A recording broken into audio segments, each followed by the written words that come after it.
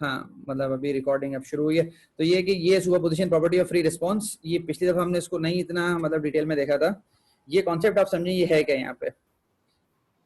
वो क्योंकि linear systems के अंदर जो बेसिक कॉन्सेप्ट होता है कि जी अगर आपके पास, let me quickly go through it, और उसके बाद फिर हम इसको देखते हैं कि जी अगर आपके पास x1t इनपुट है and my system is, let suppose मैं उसको कहता हूँ कि जी आपके पास gs है, एक ट्रांसफर फंक्शन है, और माय आउटपुट इज y1t, और अगर मेरे पास इनपुट हो गया x2t और माय आउटपुट इज y2t, अगर मैं इनपुट्स को ऐड कर दूंगा तो जो रिजल्ट आना चाहिए वो वही आना चाहिए जो आउटपुट्स को ऐड करने के बाद हो। मतलब अगर मैं इसके अंदर x1t plus x2t, if I add them together और I give this to gs, और ये मेरे पास नया ys मैंने कंप्यूट किया, तो फॉर लीनियर सिस्टम्स ये बात मैंडेटरी है कि जी आपके पास ys नहीं yt must be equal to y1t plus y2t। अगर ऐसा नहीं हो रहा तो वो सिस्टम लीनियर नहीं है। ये वो बेसिक मतलब आपके पास एडिटिविटी का जो कॉन्सेप्ट है एग्जैक्टली वो यहाँ पे उसने एक्सप्लेन किया in terms of free response, और ये आपके पास इनिशियल कंडीशंस। यहाँ पर क्या चीज़ है, यहाँ पर ये concept y free is a linear function of the initial states. What is y free? मतलब फ्री रिस्पांस की मैं बात कर रहा हूँ। फ्री रिस्पांस का मतलब आपके पास क्या है कि जी मेरे पास ये जो इक्वेशन हाईलाइट हुई है इसके अंदर, मतलब आप क्विकली थोड़ा रिवाइज करना है कि जी आपके पास जो सोल्यूशन बनता है, आउटपुट होता है, that is free plus forced response. तो हम कहते हैं कि जी जब इनपुट जीरो है आपके पास तो फोर्स रिस्पांस नहीं है, सिर्फ फ्री रिस्पांस है। मैं काम के पापा को बता दूंगी। क्या चीज? कोई कुछ कह रहा है क्या? अच्छा ये है कि यहाँ पर जो कॉन्सेप्ट है कि जी मेरे पास दो अलग इनिशियल कंडीशंस हैं। मेरे पास अगर दो अलग इनिशियल कंडीशंस हैं, जैसे इसने xt0 लिखा हुआ है, तो अगर मेरे पास दो अलग इनिशियल कंडीशन से मैंने अपने सिस्टम को शुरू किया है, वो यहाँ पर ये कहता है कि जी this is the first initial condition, कि जी मेरे पास ये पहली इनिशियल कंडीशन है जिससे मैंने अपने सिस्टम को शुरू किया। तो ये है कि I got this output at time l। ये l यहाँ पे टाइम है। नोटेशन को मतलब हर बुक में डिफरेंट नोटेशन होता है, तो कोई ऐसा मसला नहीं है कि जी अगर मेरे पास, मतलब इसको एक्सप्लेन कर देता हूँ कि जी आपने एट t0 आपने इसको स्टार्ट किया और आफ्टर l आइट्रेशंस आपके पास ये रिस्पॉन्स उसका आ गया। अच्छा अब यहाँ पर वो कहता है कि जी मेरे पास एक और इनिशियल कंडीशन थी, मेरे पास एक और सिस्टम की इनिशियल कंडीशन थी, दैट इज x2 t0। मतलब एट t0 मेरे पास कोई और इनिशियल कंडीशन थी, मैंने इसी सिस्टम को किसी और इनिशियल कंडीशन से मैंने जो है ना इसको रन करना शुरू किया और रिस्पांस कंप्यूट करना शुरू किया, तो मेरे पास ये आउटपुट आया। अगर मैं इसको डायग्रामेटिकली बना दूं तो यहाँ पर सिंपल मतलब ये है कि जी मेरे पास ये टाइम हो गया और मेरे पास ये आपके पास पहला था x1 t0 और सिस्टम मेरा इवॉल्व करते करते यहाँ पे पहुंच गया। This is at time l और दिस इज y1 फ्री। और मेरे पास दूसरी इनिशियल कंडीशन जो थी, लेट सपोज वो आपके पास ये वाली इनिशियल कंडीशन थी और मेरा रिस्पांस यूं करके इस तरह मूव करके जा रहा है, दिस इज x2 t0, ये सेकंड मेरे पास इनिशियल कंडीशन है, और मेरे पास सिस्टम पहुंच गया y2 फ्री। यहाँ पे सिंपल कहना चाह रहा है कि अगर चूंकि लीनियर सिस्टम्स है, अगर मैं इन दोनों को आपस में ऐड कर दूं, इन दोनों एक मिनट, ये मार्कर असल में मेरे पास, let me take a very thin pen. अच्छा ये आपके पास हो गया कि जी अगर मैं इनिशियल कंडीशंस को आपस के अंदर ऐड कर दूं तो मेरे पास सीधी बात इनिशियल कंडीशन इन दोनों को ऐड करके जो मेरे पास इनिशियल कंडीशन बनेगी वो यहाँ कहीं बनेगी। This is my new initial condition, ये वाली। और ये वाली इनिशियल कंडीशन जो आपके पास है, this is x1 t0 plus x2 t0।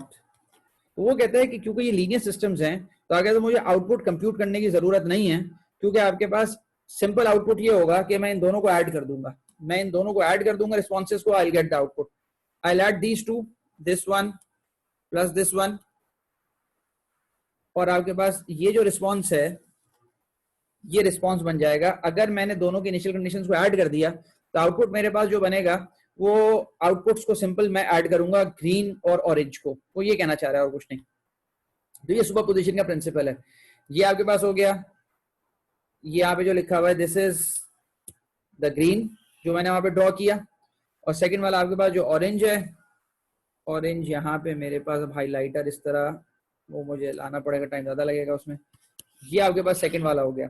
अब वो कहता है कि two initial states x1 t naught x2 t naught respectively, मतलब ये अलग अलग रिस्पॉन्सेज हैं, then the free response to any initial state. वो कहता है any linear combination of these states, any linear combination, यानी alpha x1 t naught plus beta x2 t naught का मतलब ये है कि अल्फा की कोई भी वैल्यू हो सकती है, बीटा की कोई भी वैल्यू हो सकती है। अल्फा की आपसे बोले सो -1 हो गई, बीटा की +10 हो गई, या कुछ भी, अल्फा 0 हो गया, बीटा आपके पास 7 हो गया। तो अगर आपके पास इनपुट का कोई भी आपके पास ये इनिशियल कंडीशंस की कॉम्बिनेशन है, तो मैं इसका आउटपुट बहुत सिंपली कंप्यूट कर सकता हूँ। वो किस तरह कि आपके पास ये अल्फा जो है वो मल्टीप्लाई हो जाएगा पहले वाले रिस्पॉन्स के साथ आउटपुट पे, और ये बीटा आपके पास ये दूसरे के साथ मल्टीप्लाई हो जाएगा आउटपुट के रिस्पॉन्स के साथ, और सिंपली मैं इनको ऐड कर दूंगा, I can compute the response. तो ये कॉन्सेप्ट है, ठीक है। पिछले बार ये बात डिटेल में नहीं गुजरी थी। और इसकी इंपॉर्टेंस क्या है, इसका फायदा क्या है मेरे पास, कि अगर मेरे पास एक सिस्टम है और मैंने उसका रिस्पॉन्स कंप्यूट किया by let's suppose for 5000 iterations, मेरे पास एक सिस्टम था,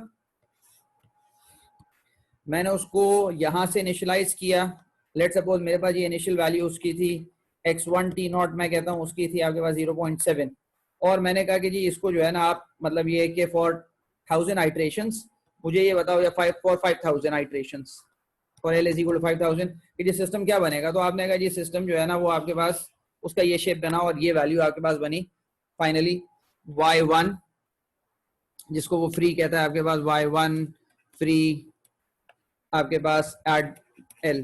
फिर आपने क्या किया, आपने सिमुलेशन दोबारा रन की, और आप इसके एडवांटेज देखें कि जी लेट सपोज आपने सिमुलेशन रन की for example x2 t not, और ये आपके पास था लेट सपोज 4.9, और आपने जो है ना इसकी रन की तो आपके पास ये आ रही है लेट सपोज, मतलब ये हाइपोथेटिकल और कुछ नहीं, सिर्फ समझाने के लिए कि अगर मुझे कोई ये कहता है कि जी आप इसको, सर जी जी सर वो स्टूडेंट्स को क्लास ज्वाइन करने में इशू हो रहा है सर, आप ग्रुप देख लें kindly please.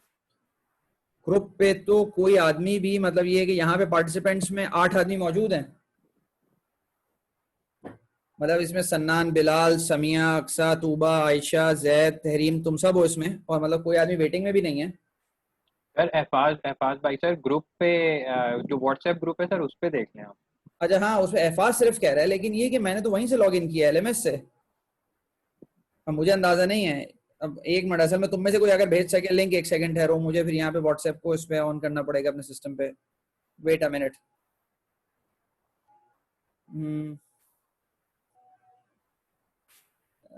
Wait a minute, ठहरो।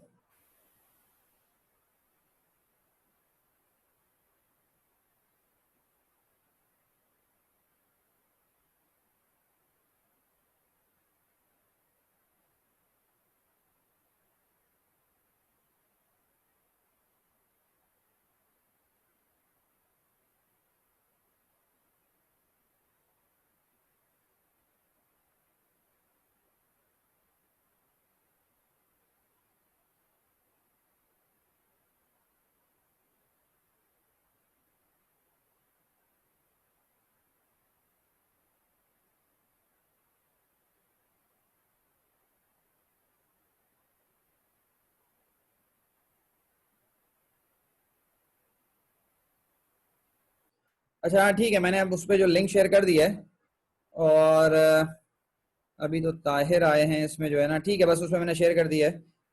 I start again.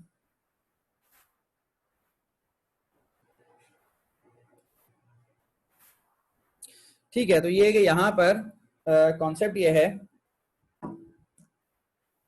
कि मेरे पास अगर इसको आप देखें, अगर इसको सिमुलेशन को अगर आप बढ़ा दें, मतलब ये कि 5000 नहीं करें, लेट सपोज मैं इसको इंक्रीज करके जो है ना, मैं कहता हूँ कि जी आपके पास जो है ना 5 10 टू द पावर 6, मतलब एक बहुत ह्यूज नंबर पे आप सिमुलेशन रन किए हैं। तो अगर आपने एक इनिशियल कंडीशन के साथ रन की है और फिर दूसरे से अलग रन की है, और अगर आपको रिजल्ट चाहिए कि जी मुझे जो है ना, फॉर एग्जांपल मेरे पास एक थर्ड इनिशियल कंडीशन थी,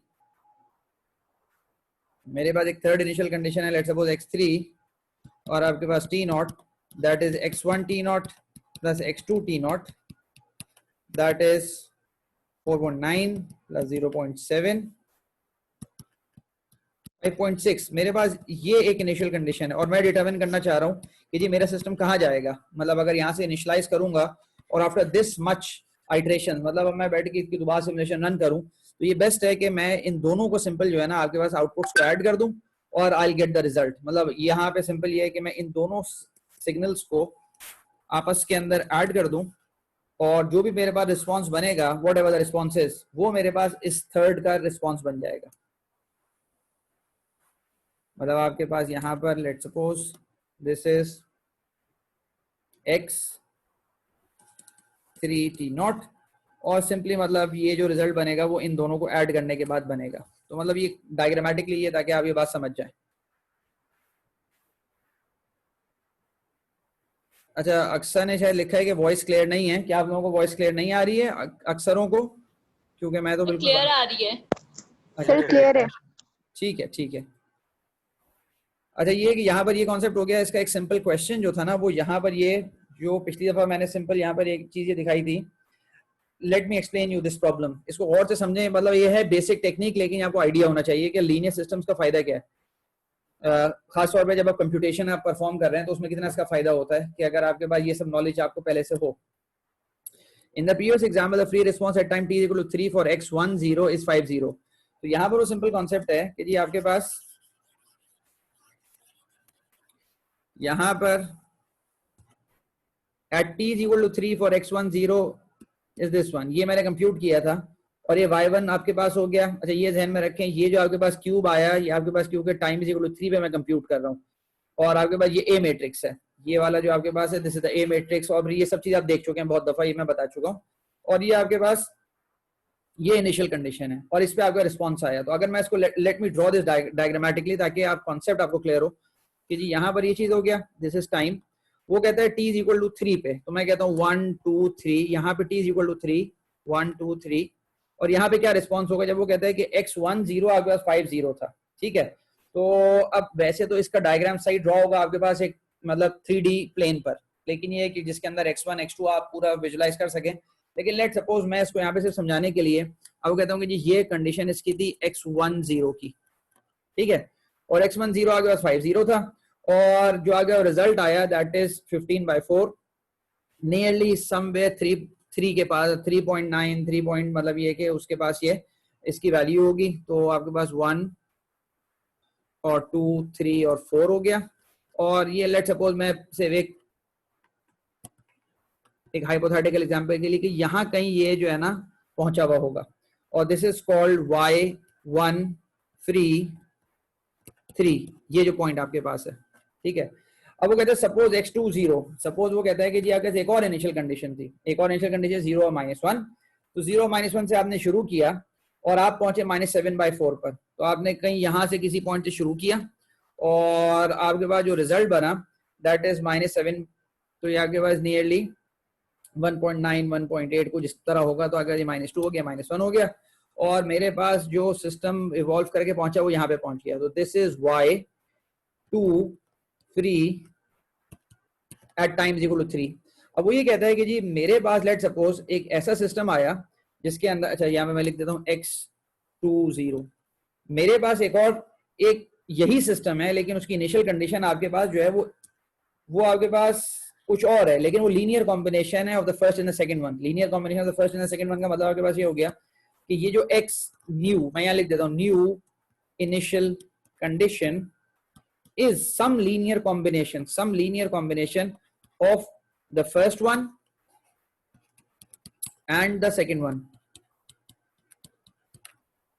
is some linear combination of the first and the second one। तो मतलब इसको यहाँ लिख सकते हैं अल्फा और आपके पास हो गया पहली लीनियर आपके पास हो गई 50 प्लस बीटा आपके पास 0 -1। तो वो कहता है कि क्या आप मुझे आउटपुट बता सकते हैं कि what will be the output. तो या एक मेथड तो ये है कि जी आप अल्फा बीटा की वैल्यू दें, आप पूरा जो है ना ये सवाल पूरा का पूरा आप जो है ना दोबारा सॉल्व करें और then you compute the output. लेकिन यहाँ पर क्योंकि लीनियर सिस्टम्स हैं तो मैं बहुत क्लियरली बता सकता हूँ कि आपके पास जो आउटपुट बनेगा वो ये बनेगा y at time 3 is also a linear combination of y1 free at 3 plus beta y2 free eight 3। मैं सिंपली जो इनिशियल कंडीशन, लेट सपोज मैं यहाँ पे अज्यूम करता हूँ कि जी अल्फा भी आपके पास, लेट सपोज अल्फा भी 1 है और आपके पास बीटा भी 1 है। जब ये दोनों 1 है आपके पास, तो नई इनिशियल कंडीशन जो आपके पास बनी दैट इज 5 0 और प्लस 0 -1। तो आपके पास ये इनिशियल कंडीशन बनी 5 और -1। तो वो कहता है कि ये जो नई इनिशियल कंडीशन है इस पे आउटपुट क्या बनेगा। तो मैं कहता हूँ जी आपके पास अल्फा और बीटा की जो वैल्यूज हैं, वी टेक दैट y3। तो अल्फा की वैल्यू 1 हो गई, आंसर था 15/4 प्लस ये 1 हो गया, ये आंसर था -7/4 और आपके पास 8/4 इज द आंसर। मतलब मेरे पास y3 जो आपके पास बनेगा for the new initial condition वो ये 8/4 बनेगा, दैट इज इक्वल टू 2। तो ये कॉन्सेप्ट था सुपरपोजिशन का जो कॉन्सेप्ट होता है। अच्छा, इसके अंदर अगर कोई कंफ्यूजन है तो आप पूछ लें, अगर मतलब कोई बात अगर क्लियर नहीं हुई। अगर कोई बात इसके अंदर क्लियर नहीं है ठीक है। मैं असल में एक दफ़ा अभी अटेंडेंस और एक दफ़ा फिर आज, असल में वही बात है कि मगरिब की नमाज और जल्दी हो गई है। मैं सोच रहा हूँ अगले हफ्ते से जो है, अब अगले हफ्ते तो शायद पता नहीं मिड टर्म है क्या है, मुझे अभी एग्जैक्टली अंदाज़ा नहीं है। लेकिन हम लोग थोड़ा पहले से क्लास शुरू करेंगे। शायद मिड टर्म के बाद तो यूनिवर्सिटी खुल जाए, तो अल्लाह करे तो फिर तो वहाँ तो बेहतर हो जाएगा। लेकिन ये है कि अभी अगर ऑनलाइन चलेगा, मतलब 1-2 हफ्ते अगर और, तो फिर हम 4 बजे के बजाय 3:30 बजे क्लास शुरू कर देंगे, ताकि वो थोड़ा मतलब जो हमारा मगरिब की वजह से मतलब थोड़ा टाइम कम हो जाएगा तो वो कवर हो जाए। अच्छा, यहाँ तक ये बात क्लियर हो गई। इसमें अगर कोई कॉन्सेप्ट कोई है कंफ्यूजिंग चीज तो आप पूछ लें। अच्छा, ये सब बात हो गई। अच्छा, एक और बात जो इंपॉर्टेंट बात थी वो ये चीज थी कि यहाँ पर जो यहाँ पे इसने लिखा है ये फाई एल टी नॉट, कि अगर आपके पास टाइम वेरिंग सिस्टम है, जो कि यहाँ पे हमने डिस्कस नहीं किया, हमने सिर्फ जो है ना वो टाइम इनवेरिएंट सिस्टम डिस्कस किया है। तो ये for L T V systems है, ये for L T V systems है, लीनियर टाइम वेरिंग सिस्टम्स। उसके लिए हम इसको जो है ना उसके लिए भी फाई बनाते हैं और सब कुछ करते हैं, लेकिन यहाँ पे हम जो डिस्कस कर रहे हैं वो सारा linear time invariant system discuss कर रहे हैं, जिसकी ये सारी मैथ्स गुजरी है। जो स्ट्रेट ट्रांजिशन मैट्रिक्स पहले भी गुजरा था, वो भी क्या बोलते हैं आपके पास एलटीआई का था, जो कंटिन्यूस टाइम का लिए, और डिस्क्रीट टाइम के लिए भी जो हमारा अभी सारा डिस्कशन चल रहा है, तो ये भी एलटीआई सिस्टम का है, एलटीवी का नहीं है, लेकिन एलटीवी का भी होता है। अच्छा, दोबारा ये बात, ये पीछे मैं पूरा कॉन्सेप्ट एक्सप्लेन कर चुका था कि फोर्स रिस्पांस के आपके पास जो ओवरऑल रिस्पांस होता है उसका फ्री ऑफ फोर्स होता है। तो ये फोर्स रिस्पांस उसका इस तरह करके बनता है। मैं इसको दिखा देता हूँ, पिछले बार मैंने इसको डिराइव करवाया था, और वो ये चीज है। Let me right here again, और इसी से वो कॉन्वोल्यूशन इंटीग्रल बताएगा कि अगर कॉन्वोल्यूशन इंटीग्रल यहाँ से बना कैसे। ये आपके पास फ्री हो गया रिस्पॉन्स, और ये आपके पास हो गया फोर्स रिस्पॉन्स। अच्छा, आगे कॉन्सेप्ट समझाने से पहले एक बेसिक बात जो कि अंडर ग्रेड में आपने पढ़ी होगी, लेकिन उसका सिंपल एक रिवीजन और कुछ नहीं, कि जी आपके पास एक सिस्टम है, आपने उसको इनपुट दिया लेट्स सपोज xt, और इसका जो है ना आउटपुट है yt। अगर मुझे सिस्टम का इंपल्स रिस्पॉन्स पता हो, इंपल्स रिस्पॉन्स ht, तो मैं आउटपुट कंप्यूट कर सकता हूँ। वो कैसे कर सकता हूँ, yt xt convolve with ht। ये स्टैंडर्ड रिजल्ट है मेरे पास, कि जी अगर मेरे पास सिस्टम का इंपल्स रिस्पॉन्स पता हो, तो ये कि अगर मुझे कोई भी इनपुट दिया जाए तो मैं आउटपुट कंप्यूट कर सकता हूँ बाय कन्वॉल्विंग। ठीक है, दिस इज कन्वोल्यूशन। अच्छा, यहाँ पे ht आप निकालते कैसे हैं, मतलब आपके पास हाउ टू कंप्यूट ht। अगर मेरे पास सिस्टम का इनपुट मेरे पास इंपल्स हो जाए, तो मेरे पास सिस्टम का आउटपुट जो है ना वो आपके पास ht हो जाता है। ठीक है, तो आपके पास इस तरह आप ht को डिटरमिन करते हैं। जब ht को आप डिटरमिन कर लेते हैं तो आप you can use this ht the impulse response for calculating outputs for any inputs. ठीक है, तो ये बेसिक नॉलेज। यहाँ पर हम इसी कॉन्सेप्ट को इसी तरह इंट्रोड्यूस करेंगे, लेकिन आप देखेगा ये इंट्रोड्यूस कैसे होता है यहाँ पे।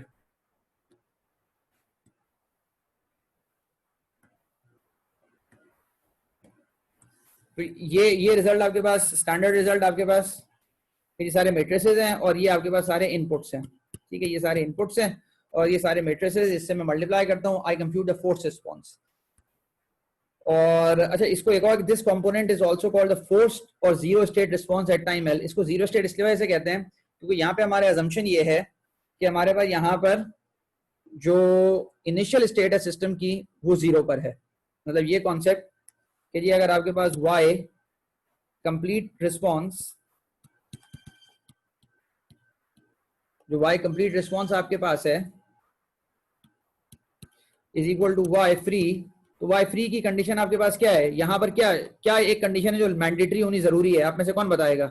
और y फोर्स्ड, मतलब यहाँ पे क्या कंडीशन y फ्री पे इनपुट इनिशियल कंडीशन जीरो हो, इनपुट जीरो होगा, इनपुट लाजमन जीरो होना जरूरी है। और आपके पास यहाँ पर जो ये सेकंड वाला है फोर्स्ड के अंदर, यहाँ पे आपके पास क्या मैंडेटरी कंडीशन है? Initial condition must be zero. ये दो फुलफिल किए बगैर आप ये नहीं निकाल सकते, वरना आप गलत सवाल सॉल्व कर देंगे पूरा। वाई फ्री निकालना है तो इनपुट लाजमन जीरो होना जरूरी है, वाई फोर्स निकालना है लाजमन इनिशियल कंडीशन जीरो होना जरूरी है। इस तरह कंप्लीट रिस्पांस निकलता है एक लीनियर टाइम इनवेरिएंट सिस्टम का, ठीक है। अच्छा तो ये कि ये अभी यहाँ पे जो बात हो रही है ये फोर्स रिस्पांस की बात हो रही है, और फोर्स रिस्पांस के अंदर उसने लिख दिया कि इसको हम जीरो स्टेट रिस्पांस भी कहते हैं। हम जीरो स्टेट रिस्पांस क्यों कहते हैं? क्योंकि इसके अंदर इनिशियल स्टेट आपके पास जीरो होती है, जो आपके पास इनिशियल कंडीशंस हैं देयर ऑल जीरो, ठीक है। तो ये बेसिक बात गुजर गई। अच्छा और यहाँ पर ये कॉन्सेप्ट मैंने पीछे भी बताया था कि आपके पास इसका एक छोटा सा मैटलैब कोड मैंने लिखा है, लेकिन मतलब वो सिर्फ कोडिंग को समझाने के लिए है। उसका आउटपुट जो है ना, मतलब वो ऐसे नहीं है कि एकदम देख के आप समझ जाएं, वो सिर्फ कोडिंग स्टाइल समझाने के लिए कि भाई आप ये किस तरह कंप्यूट करेंगे वाई फ्री, वाई फोर्स्ड और वाई के। मतलब ये लिखा हुआ Y free plus Y forced give you Y K, तो ये कि ये चीज आप मैटलैब कोड में भी देख सकते हैं उसके अंदर।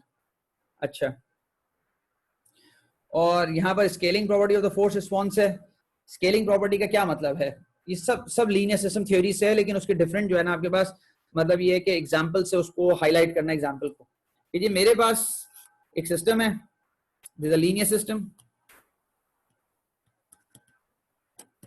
और मेरे पास इनपुट था let suppose xt।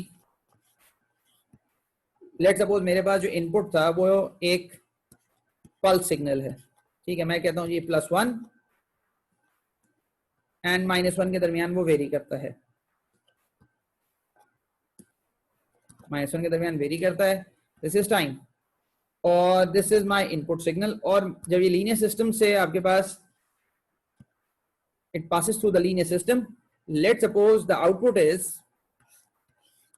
This is time और आपके पास दिस इज yt, और मेरे पास लेट सपोज जो आउटपुट आता है वो आपको इस तरह करके आउटपुट आता है। मेरे को इस तरह सिस्टम है जिसका ये इनपुट है, this is +2 and this is -2, ठीक है। अब यहाँ पे ये कॉन्सेप्ट क्या है जी, स्केलिंग प्रॉपर्टी का। मैं यहाँ से पहले समझाता हूँ स्केलिंग प्रॉपर्टी आपके पास वो क्या कह रहा है और द फोर्स रिस्पांस।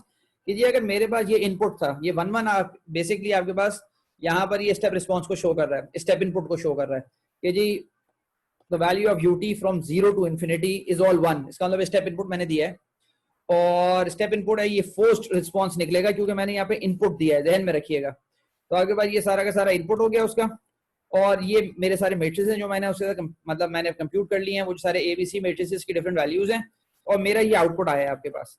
वो ये कहता है कि अगर जी मैं इस इनपुट को स्केल कर दूं तो मेरा रिजल्ट क्या बनेगा।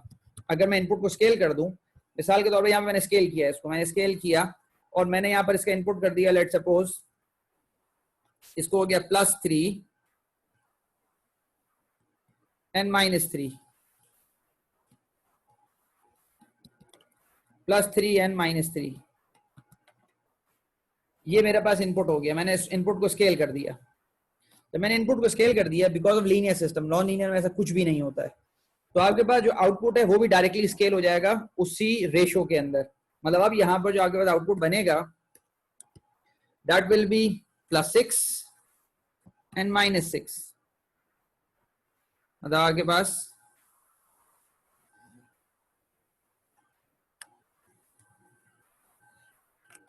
तो यहाँ पर ये इसकी ब्यूटी जो है आपके पास लीनियर सिस्टम्स की वो शो कर रहा है और कुछ भी नहीं।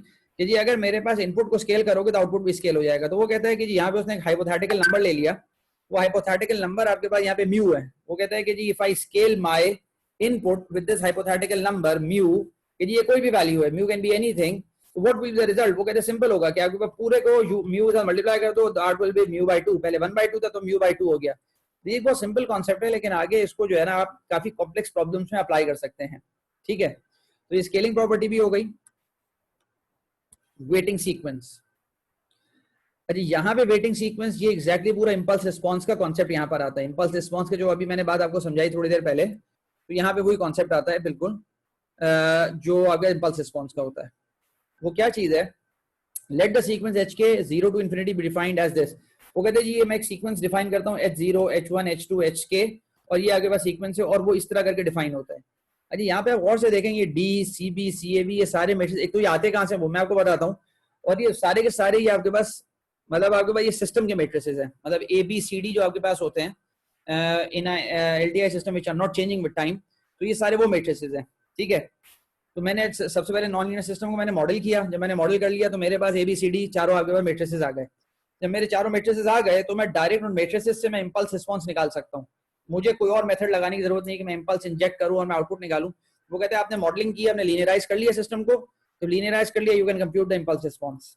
अच्छा, अब इसको गौर से देखें कि ये मैट्रिसेस आए कहां से।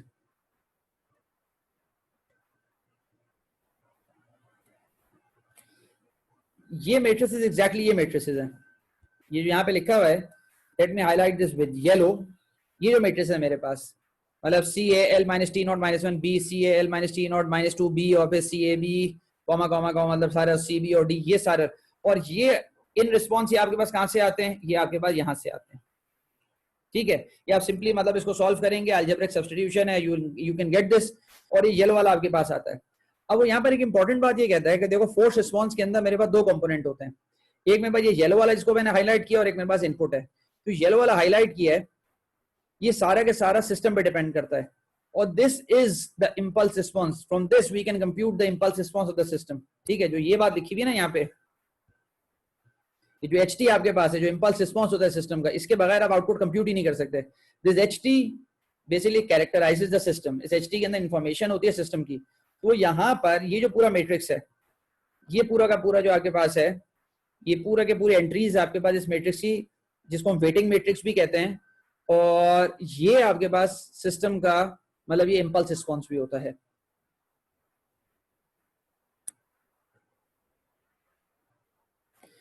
तो यहाँ पर उसने कहा कि जी मैंने इसको रिवर्स ऑर्डर में ले लिया, मतलब वहां पे जो आगे अभी हमने देखा था वो मतलब ये कि डी सबसे आखिर में था, तो यहाँ पे सबसे पहले उसने लिख लिया डी इसको, फिर सी बी, सी ए बी, ये पूरा का पूरा, और आपके पास यहाँ पर ये आपके पास हो गया H0, H1, H2, इस तरह करके HK, और आपके पास ये आगे तक डिपेंड करता है। बाज़ दफा आपके पास जो रिस्पॉन्स होता है वो आपके पास इनफाइनाइट होता है, बाज़ दफा फाइनाइट होता है। तो ये चीज आपके पास जो फाइनाइट और इनफाइनाइट है, ये आपने किसी कोर्स में पहले पढ़ी है कि नहीं पढ़ी है, ताकि मुझे पता चले आप लोग मौजूद हैं, जाग रहे हैं, कुछ किसी को कुछ जहन में है कि ये जो ये डॉट डॉट डले हुए हैं, बाज़ जगह डॉट डॉट नहीं होते, बाज़ जगह डॉट डॉट होते हैं, ये किसके जहन में कॉन्सेप्ट है? किसी ने तो पढ़ा होगा अंडरग्रेड में। नहीं सर। माशाल्लाह, एहफाज, अल्लाह आपको जज़ाए खैर दे, माशाल्लाह आपने हिम्मत की, नहीं कहा। बाकी कोई है जिसने भाई पढ़ा है इसको?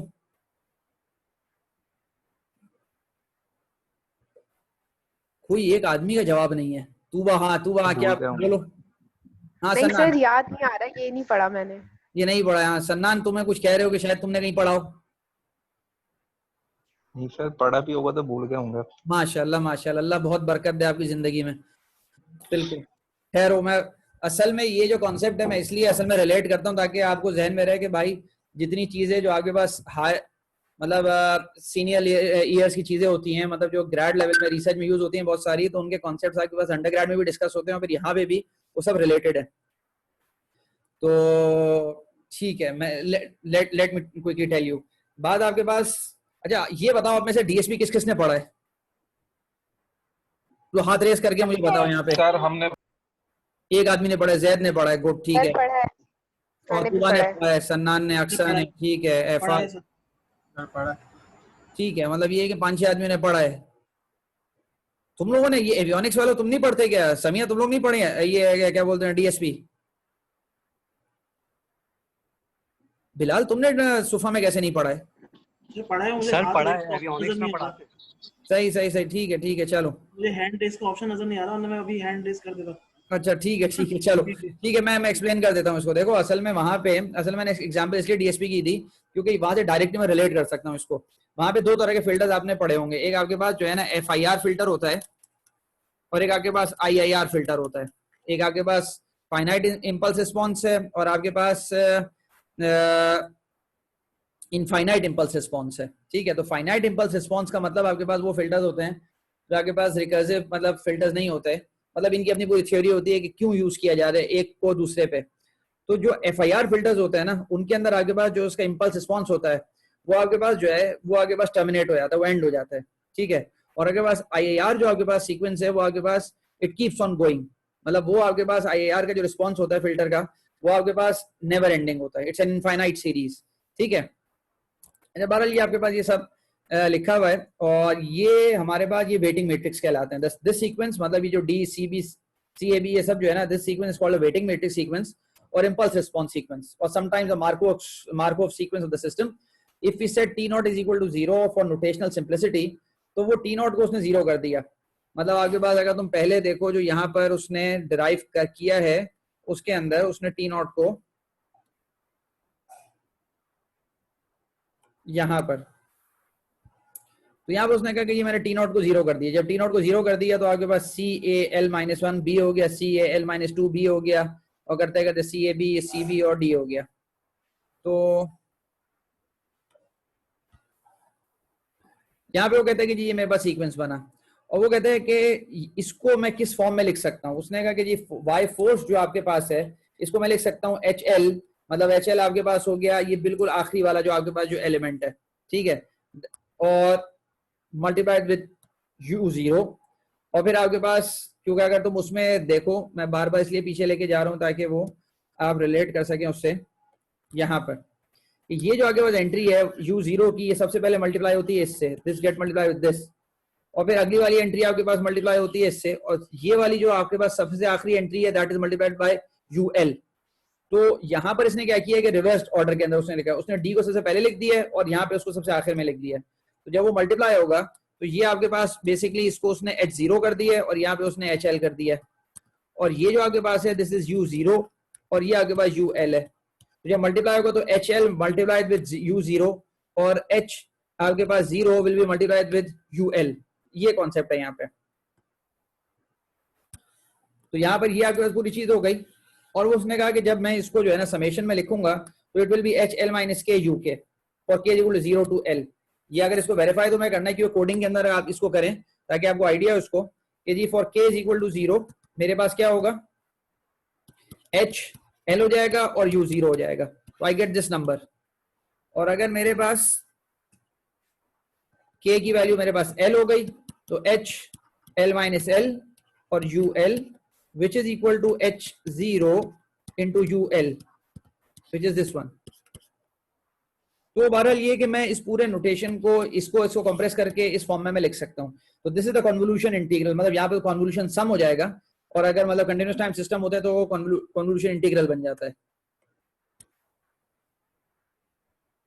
तो this is the convolution integral और gives the force response at any time L as a weighted sum of the input sequence, as a weighted sum of the input sequence, क्योंकि हम इससे वेट कर रहे हैं, इससे वेट कर रहे हैं इसको। ठीक है, वेट करने का मतलब तो मल्टीप्लाई कर रहे हैं। The summation in 2.9 is of a form known as convolution sum, जो आप सब जानते हैं, और यहाँ पे हमने इसको एक और मेथड से प्रूव कर लिया। A sequence YL 0 to infinity of which a term satisfy 2.9 with respect to two sequences is called the convolution of these two sequences। और इसको हम इस तरह करके लिखते हैं with this star notation, और where the limits in general form minus infinity to infinity। तो आपके पास ये जो लिमिट है from K is equal to 0 to L, ये generally they can go from minus infinity to infinity। ठीक है, मतलब जनरल फॉर्म के अंदर कन्वोल्यूशंस के। ये सिंपल कोड है जो डायरेक्टली आप रन करेंगे तो रन तो हो जाएगा, लेकिन ये इसका सारा मकसद यहाँ पर ये है कि आपको बेसिक कोडिंग स्टाइल का अंदाजा हो कि आप कोड किस तरह कर सकते हैं। यहाँ पर मेरे पास ये सिस्टम को मैं सबसे पहले डिफाइन कर दिया, दिस इज माय सिस्टम। इस कोड को आप इंप्रूव करेंगे तो आप ये सारी चीजें विजुलाइज कर सकते हैं, free response, force response for any system. अब हाथ से कैलकुलेट करें, उसके बाद यहाँ से कैलकुलेट करें, तो ये सब आप काम कर सकते हैं। टोटल सैंपल्स मैंने 10 ले लिए, मतलब आपके पास जो L की वैल्यू है या टोटल सैंपल्स है इसको आप 1000 कर दें, 5000 कर दें, तो ये चीज। और इसके बाद ये इनिशियल स्टेट हो गई x1 की which is all initialized to 0, और ये x2 आपके पास this is also all initialized to 0। You can change this, ये अपनी मर्जी से आप चेंज कर सकते हैं भाई, इनिशियल कंडीशंस डिफरेंट सिस्टम्स के अंदर डिफरेंट है। अच्छा उसके बाद ये u हो गया कि मेरे पास, अच्छा नहीं मुझसे गलती हो गई, these are not the initial conditions, these are not the initial conditions, initial conditions तो नीचे गिवन है। यहाँ पर बेसिकली ये मैंने डेवलप किया है कितने, मतलब ये है कि जो स्टेट्स है ना, ये स्टेट वेक्टर मैंने इनिशियलाइज किया है। मैं यहाँ लिख देता हूँ इनिशियलाइजिंग, ये मुझे वो करना चाहिए था कमेंट्स, लेकिन बहरहाल यहाँ पे मैं ऐड कर रहा हूँ इनिशियलाइजिंग द स्टेट वेक्टर। ये उन लोगों के लिए जिनको मैटलैब का बिल्कुल अंदाजा नहीं है, मतलब आप में से बहुत लोग हैं जिनकी मैटलैब बहुत अच्छी होगी लेकिन बाद लोगों ने मैटलैब को यूज नहीं किया होगा, ताकि बेसिक आइडिया हो जाए। Initializing the state vector to 0, आपने 0 से इनिशियलाइज कर दिया, और यहाँ पर बेसिकली ये है कि ये जो लिखा हुआ है notation zeros total samples comma 1, तो ये 10,1 बना जीरोस, और आपके पास ये है कि यहाँ पर ये 10 रोज और 1 कॉलम, ये इस तरह करके मैंने जो है ना मतलब एक वेक्टर को इनिशियलाइज कर दिया 1 2 3 4 इस तरह करके ये 10 हो गया, और आपके पास ये सारे जीरोस हैं 1 से लेके 10 तक, और ये सारे जीरोस हो गए। तो मैं इसके अंदर अपना स्टेट वेक्टर सेव करूंगा। स्टेट वेक्टर सेव करने का मतलब ये है कि at the end when I want to plot कि जी मेरे टाइम पर स्टेट का क्या हाल रहा x1 का, तो मैं यहाँ प्लॉट कर सकता हूँ कि जी ये x1 आपके पास x1t ऐसे थी, और आपके पास जो x2 थी x2t वो आपके पास ऐसे स्टेट थी। ये कॉन्सेप्ट है कि ये स्टेट वेक्टर को इनिशियलाइज करने का। फिर यहां पर ये जो है क्या बोलते हैं, ये इनपुट है। ये इनपुट क्या है आप में से कौन बताएगा?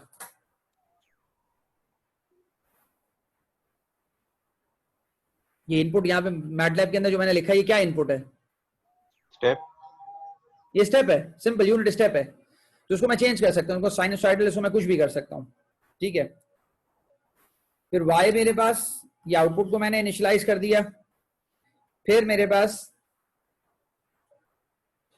x और x1, ये बेसिकली जो है ना ये दो स्टेट्स जो हैं आपके पास वो यहां पे मैंने इनिशियलाइज किए हैं। x1 आपके पास 5 से और x2 आपके पास जो है ना वो 0 से मैंने इनिशियलाइज की। और कंप्यूटिंग द स्टेट्स, यहां पे मैं स्टेट कंप्यूट करता हूं। ये एक फॉर लूप शुरू हुआ जो यहां पर एंड हो रहा है।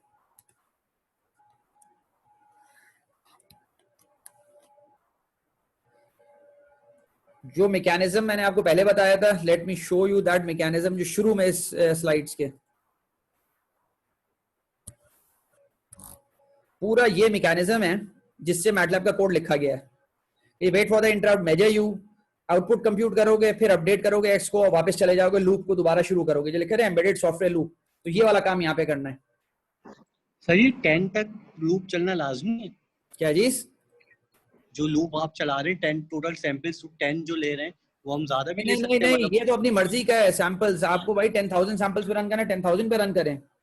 मतलब कितनी, मतलब ये कि कहां तक आपको कंप्यूट करना है, सिमुलेशन कहां तक रन करनी है, ये वो सिमुलेशन टाइम है बेसिकली। टोटल सैंपल्स आपके पास सिमुलेशन टाइम है। सर ये उसी फिक्स टाइम में, मतलब जैसे अगर सपोज 10 सेकंड्स का टाइम है तो 10 सेकंड्स में अगर हम सैंपल्स 10 लेंगे तो 10 सेकंड्स में ही 10 सैंपल होंगे। हाँ हाँ, 10 कर देंगे तो 10 सेकंड्स, तभी रेजोल्यूशन बहुत खराब होगी। ये बिल्कुल सही है। इस कोड का मकसद जो है ना ये असल में कोडिंग को समझाना है। आप सही कह रहे हो बिल्कुल। अगर मेरे पास लेट सपोज 10 सैंपल्स का मतलब आप एक सैंपल 1 सेकंड में ले रहे हो ना, तो आगे भाई यहाँ पर वही मतलब है। अगर एक सैंपल आप जो है ना 1 मिली सेकंड में ले रहे हो तो आपके 1 मिली सेकंड के तौर पे ऐड करें, क्योंकि यहाँ पे टाइम जो है ना वो एज सच मैंने इंट्रोड्यूस नहीं किया। मतलब टाइम कितने सेकंड्स, मिली सेकंड्स, माइक्रो सेकंड्स, मैं ये कहता हूँ सिंपल आपके पास सैंपल्स हैं कि जी मतलब हर सैंपल इंटरवल के लिए ये कंप्यूट करेगा आउटपुट को और अगली स्टेट को। वो मैं समझा रहा हूँ यहाँ पे। असल में वैसे ही 4:45 होने वाले हैं, अस्सर का ब्रेक लेना है। Let me quickly finish this code, ताकि फिर ये कि बाद में भी आप पूछ लेना, लेकिन मुझे अभी इसको असर से पहले खत्म हो जाएगा कम से कम ये चीज जो है ना। वो ये कहता है कि ये मैंने एक वेक्टर बनाया और ये वेक्टर मैं पहले इनिशियलाइज कर चुका हूँ। ये जो वेक्टर कैपिटल एक्स है ना, जिसके अंदर 2 स्टेट्स हैं, मतलब जिस तरह हम लिखने में करते हैं ना, ये बिल्कुल वही कॉन्सेप्ट है कि जी मैंने कहा आपके पास कि जी एक्स डॉट आपके पास जो है ना वो x1 डॉट है और x2 dot,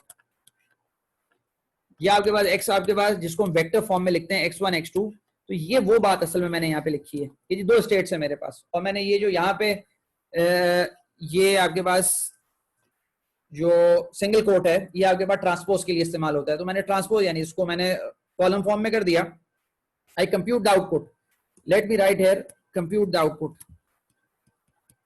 compute the output simple आपके पास y equal to cx plus du से आपने आउटपुट कंप्यूट कर ली। अब ये then what you do, update the state, update the state.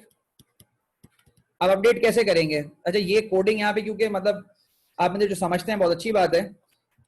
a to the power i ये क्या कॉन्सेप्ट है? ये डिस्क्रीट टाइम सिस्टम से कॉन्सेप्ट है जो अभी मैं आपको बता चुका कि जितने नंबर पे लेट सपोज अगर आपके पास a जो है ना वो 10 बाय 10 का मैट्रिक्स है, एक 10th ऑर्डर सिस्टम है और आपको 10,000 सैंपल्स तक जाना है, तो बिल्कुल पॉसिबल है कि आपके पास यहाँ पर ये चीज जो होगी कि आपके पास 10 क्रॉस 10 मैट्रिक्स है और आपके पास 1000 इतना टाइम इंटरवल था, तो ये बहुत बड़ा मैट्रिक्स बन जाएगा। तो ये बहुत बड़े मसाइल है। MATLAB knows how to solve it, आपको नहीं पता, लेकिन ये मैटलैब इंटरनली इसको सॉल्व कर लेगा। अभी हम इस आज के लेक्चर में एक मेथड पढ़ेंगे कि इसको किस तरह हम सिंप्लीफाई कर सकते हैं ऐसी चीजों को। लेकिन ये कि यहाँ पर ये हो गया आपके पास जो स्टेट ट्रांजिशन मैट्रिक्स है। Let me write here state transition matrix, state transition matrix. उसके बाद ये स्टेट, ये जिसमें मैंने अंडरलाइन किया, ये पुरानी स्टेट है नई स्टेट है? क्या ख्याल है आप लोगों का? कौन बताएगा यहाँ पे?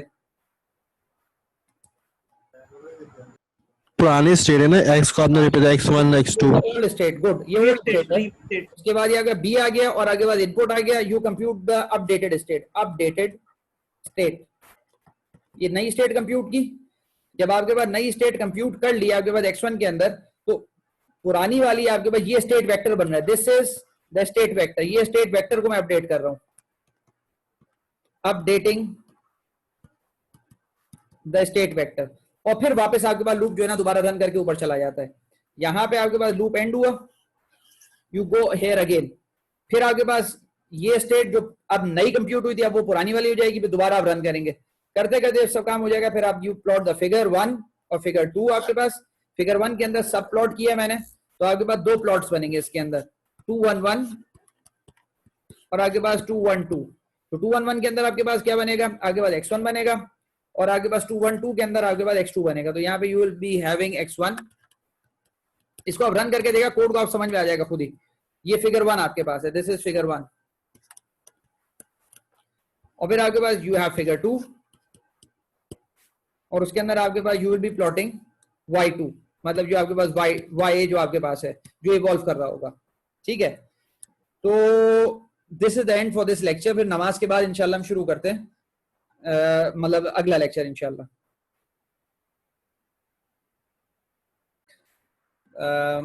हम लोग बस ये है कि यहाँ पे इसको चैप्टर क्या बोलते हैं लेक्चर 4 को शुरू करते हैं। इसमें अगर कोड में आपको कोई बात अगर किसी को पूछनी है तो पूछ लो, चैट विंडो पे लिख के या फिर अपना माइक ऑन करके पूछ लें आप।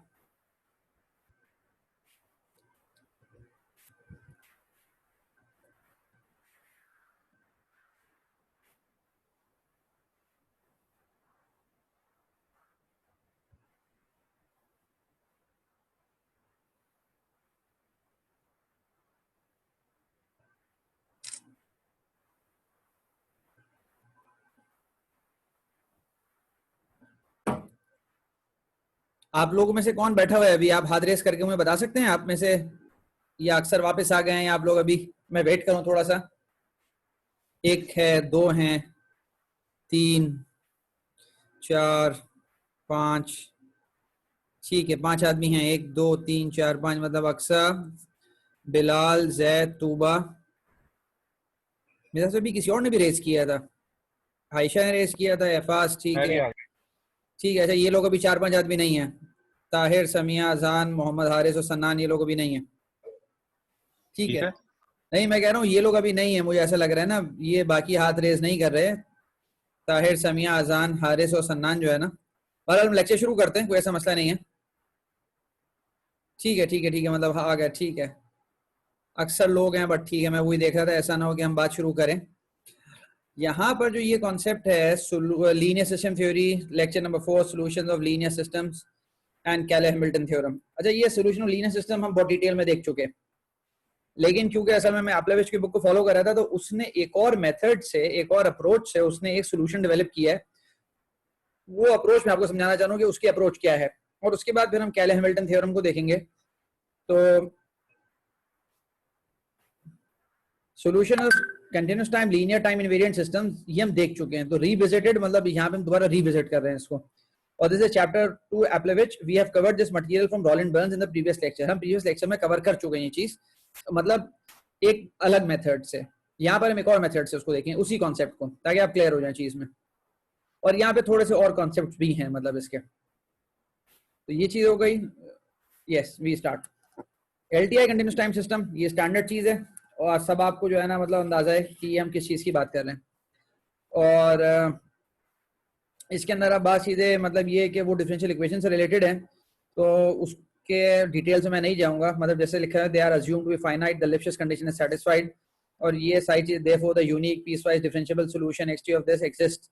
ये जो पूरा का पूरा थ्योरम है, मतलब कि to prove that there is really a solution of the differential equation, मैं इसकी मैथ्स के अंदर नहीं जाऊंगा। मतलब ये बहुत डिटेल कॉन्सेप्ट्स हैं, लेकिन सारे आपके पास ये है कि मतलब अप्लाइड की तरफ नहीं है, ये उसकी बेसिक थ्योरी को मतलब डेवलप करने में है। हम अज्यूम ये करते हैं कि भाई सॉल्यूशंस एग्जिस्ट करता है। ये अप्रोच है जो एप्लेविच ने ली है। वहां पे अप्रोच जो है क्या बोलते हैं, जो रॉलिंड बर्न्स ने ली थी लेक्चर 3 के अंदर, वो मैं क्विकली दिखा देता हूँ ताकि सिर्फ एक दफा वहां पे उसने किस तरह डिराइव किया सोल्यूशन को, और यहाँ पे हम किस तरह डिराइव कर, मतलब यहाँ पे एप्लेविच किस तरह कर रहा है। ये लिखा हुआ है solution of the state vector differential equation. ये रॉलिंड बर्न्स का मेथड है, जो कि एक बहुत स्टैंडर्ड मेथड है, बहुत सारी बुक्स के अंदर ये मिलता है वाला, कि जी इसने xt को इस तरह करके उसने डेवलप किया है। ठीक है, मतलब इस तरह इंटीग्रल लिया, लेप्लास दिया और फिर सॉल्व किया, और इसी तरह यहाँ पे फिर वेक्टर फॉर्म के अंदर उसने यही कॉन्सेप्ट है सारे के सारे। तो अल्टीमेटली उसने यहाँ पर डिराइव किया कि जी स्टेट वेक्टर डिफरेंशियल इक्वेशन आपके पास कि ये इसका सोल्यूशन है फ्री और फोर्स्ड रिस्पांस का। एप्लेविच ने इसी को प्रॉब्लम को सॉल्व किया है, लेकिन एक डिफरेंट अप्रोच से। वो क्या अप्रोच है उसकी अप्रोच ये है, मतलब ये भी बेसिक डिफरेंशियल इक्वेशन की थ्योरी से ही आती है। With ut is equal to 0, ये वो अजम्पशन है जो मैं आपको पिछले लेक्चर में भी मतलब 80 से पहले पूछी थी, तो ताकि आप लोगों को क्लियर हो कि भाई फ्री रिस्पांस के अंदर ये ध्यान में रखिएगा कि ये 0 होती है और इनपुट 0 होता है, और ये कि initial conditions can be anything. The initial conditions determine the response of the system. It turns out, Tahir आपने कोई बात पूछनी है क्या? आपने नो सर करना, अच्छा ठीक है, वो मुझे असल में मैसेज एकदम आया। ठीक है, तो अच्छा, it turns out that a close forms expression can be obtained in this LTI case. देखो हमारे लिए ये बहुत बड़ी बात होती है हम क्लोज फॉर्म सॉल्यूशन निकाल लें, क्योंकि नॉन लीनियर सिस्टम में क्लोज फॉर्म सॉल्यूशन निकालना बाज़ दफा बहुत मुश्किल हो जाता है, बाज़ इम्पॉसिबल होता है और बाज़ दफा निकल भी आता है। लेकिन क्लोज फॉर्म सॉल्यूशन का सबसे बड़ा फायदा ये होता है कि you can do a detailed analysis. ठीक है, the equation can be solved, the equation to be solved this, ये वाली इक्वेशन जो आपने सॉल्व करनी है, d by dt xt is equal to axt और x0 is equal to x naught। हम फ्री रिस्पांस की बात कर रहे हैं, फोर्स की बात नहीं कर रहे। फोर्स का मतलब है जिसके अंदर अगर इनपुट लाजमी चाहिए। वो कहते हैं जी ये मेरे पास है equation x dot is equal to ax, तो हम क्योंकि फ्री रिस्पांस की बात कर रहे हैं तो हमारे पास प्लस bu वाला पोर्शन अभी हम कंसीडर नहीं कर रहे। आखिर में रिजल्ट वही आएगा, मैं बार बार कह रहा हूँ, लेकिन इसकी अप्रोच डिफरेंट है। By assumption the series of the for the solution is, वो कहता है कि we make this assumption what assumption कि सॉल्यूशन का क्या मतलब है आपके पास कि ये जो आपके पास डिफरेंशियल इक्वेशन गिवन है, इस डिफरेंशियल इक्वेशन का सॉल्यूशन इस फॉर्म का होगा, ये हमारी assumption है। xt is equal to x0 plus t divided by 1 factorial d by dt xt at 0 plus t square by 2 factorial d square by dt square xt at 0 plus, तो ये हमारा assumption है, this is our assumption कि जी हमारा solution ऐसा है। अब इस assumption को हम प्रूव कैसे कर सकते हैं कि ये सही assumption है या गलत assumption है? हम इस सॉल्यूशन को डालेंगे वापस, we substitute this solution back into the original equation। अगर ओरिजिनल इक्वेशन आपके पास, अगर ओरिजिनल इक्वेशन इसको सेटिस्फाई कर देती है, वो कहती है हाँ ये आपके पास सॉल्यूशन एक वैलिड सॉल्यूशन है, अगर ये आपके पास इक्वेशन जो आपके पास डिफरेंशियल इक्वेशन को सेटिस्फाई कर देता है तो हम फिर एक्सेप्ट करेंगे, that's fine, it's a genuine solution. तो वो यहाँ पे ये प्रूफ करता है कि भाई ये एक जेन्युइन सॉल्यूशन है इसका। मतलब ये जो कॉन्सेप्ट है ना आपका EAT कहाँ से आता है, तो वो ये कॉन्सेप्ट भी है एक उसका। ठीक है, EAT एक्सपोनेंशियल वो यहाँ से बनता है, और पहले जो हम देख रहे थे वो लेप्लास से हमने प्रूफ किया था उसको, रॉलिंड बर्न्स का जो मेथड है। अच्छा, where the subscript is used to indicate that the derivatives are evaluated at x0 और the required derivatives are obtainable from 2.14 as this. तो उसने कहा कि भाई ये तो गिवन है, दिस इज गिवन, ये बात तो ये मेरे पास गिवन है कि जी मेरे पास D by D T of X T, D by D T of X is A x.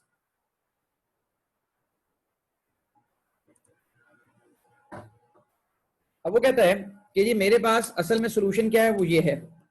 तो मैं यहां पर मुझे कंप्यूट करना है असल में ये चीज कि what is D square by D T square x T, क्योंकि ये तो मेरे पास मौजूद है और ये भी मेरे पास मौजूद है और मुझे ये निकालना है। मैं यहां लिख देता हूं, I want to compute this, I want to compute. जो लोग आप में से इंशाल्लाह आगे रिसर्च में जाएंगे तो ये अप्रोचेस उनके लिए फायदेमंद होती हैं, क्योंकि जब प्रूफ्स पे जाते हैं किसी भी एल्गोरिथम का, किसी भी मतलब ये कंट्रोलर की स्टेबिलिटी एनालिसिस या उसका एल्गोरिथम का प्रूफ करना होता है किसी भी डोमेन में, नॉट कंट्रोल्स, सिग्नल प्रोसेसिंग में, इमेज प्रोसेसिंग के अंदर, कोई मतलब सिस्टम आइडेंटिफिकेशन के अंदर, एडाप्टिव सिस्टम्स के अंदर, इवन डेटा साइंसेस के अंदर आपके पास तो ये अप्रोचेस को समझने की जरूरत होती है कि आप ये अप्रोच वहां पे आप इस्तेमाल करके आप प्रूफ कर सकते हैं अपने सिस्टम को। अच्छा मेरे पास मुझे ये सोल्यूशन को एस्टैब्लिश करना है, इसके अंदर मुझे सबसे पहले जो निकालना है ना वो ये मेरा बिग क्वेश्चन मार्क है, मुझे इसके बारे में नहीं पता। देखो x0 मुझे पता है इनिशियल कंडीशन है, t सिंपल एक वेरिएबल है, 1 फैक्टोरियल मुझे पता है, d by D T x T मुझे पता है क्या होता है, d by D T x T आपके पास जो है ये मुझे पता है कि ये ax के बराबर है क्योंकि ये गिवन है, क्योंकि this is given, this is given, ये गिवन है, d by D T x T ax t के बराबर है। तो ये चीजें मुझे पता है, जो नहीं पता वो मेरे पास ये है जिसमें मैंने क्वेश्चन मार्क बनाया। तो ये मैं कैसे डिटरमिन कर सकता हूँ, तो यहाँ पर ये कहता है कि डी स्क्वायर, अब वो देखो यहाँ पे ये कंप्यूट करना शुरू करता है कि D square by D T square X क्या होगा। तो उसने कहा कि भाई D square by D T square X आपके पास जो है ना D by D T of A X होगा। वो किस वजह से, D by D T of X, तो मेरे पास D by D T of A X, क्योंकि डी बाई डी टी मुझे पता है कि जी ये D by D T of x इसके बराबर होता है। तो ये जो पूरी चीज आपके पास हो गई, ये आपके पास जो पूरी चीज हो गई, तो ये मैंने यहाँ पे यहाँ लिख दिया D by D T of A X. इसके अंदर ए मेरे पास which doesn't depend on time, तो बाहर आ गया वो D by D T of X हो गया। और D by D T of X आपके पास क्या होता है, आई नो कि ये जो आपके पास है ये बराबर है ए एक्स के, तो this is A multiply by A x which is a square x. तो ये मुझे पता चल गया कि जी ये ए स्क्वायर एक्स है। वो कहता है if I take similar derivatives तो D I by D T I X, मतलब अगर डी मेरे पास आई की वैल्यू मेरे पास 100 है तो D 100 by D T 100 X is equal to A to the power 100 X, तो मेरे पास ये चीज बनेगी। और वो कहते हैं नाउ द सोल्यूशन, ये जो सोल्यूशन मैंने अज्यूम किया था, ये सोल्यूशन मेरे पास वो जो मैंने अज्यूम किया है इसका क्या फॉर्म बनेगा, ये आप गौर से देखें। मेरे पास ये नोन है t ओवर 1 फैक्टोरियल हो गया, ये d by D T of X T था तो वो ए एक्स 0 हो गया आपके पास, plus T square by 2 factorial A square X 0 आपके पास प्लस, तो all this keeps on going. उसने कहा यहां पर अगर मैं ये एक्स 0 कॉमन ले लूं, इसमें से ये एक्स 0 मैं कॉमन ले लूं, तो ये मैं पहले भी आपको बात बताई थी कि यहाँ पर असल में हम वेक्टर्स की बात कर रहे होते हैं, तो जब हम कॉमन लेंगे तो यहाँ पर ये आई आ जाएगा, you will get this identity matrix, इसका वही डायमेंशन होगा जो ए का डायमेंशन है, और बाकी आपके पास T by 1 factorial A, T square by 2 factorial A square, इस तरह करके। तो वो कहता है कि जी मेरे पास ये एक्स टी का मेरे पास जो है ना ये आंसर अभी बना है, ठीक है। वो यहाँ पर ये कहता है कि मेरे पास जो मैंने सोल्यूशन अज्यूम किया था, वो मैंने सोल्यूशन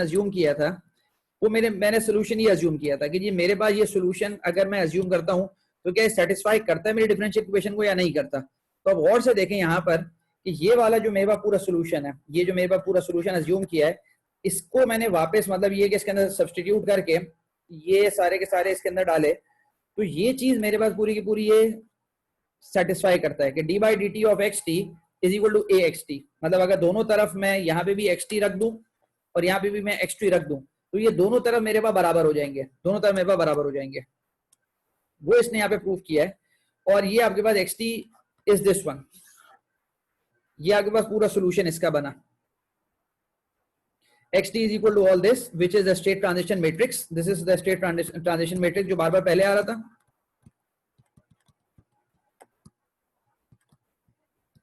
और ये मेरे पास इनिशियल कंडीशन हो गई।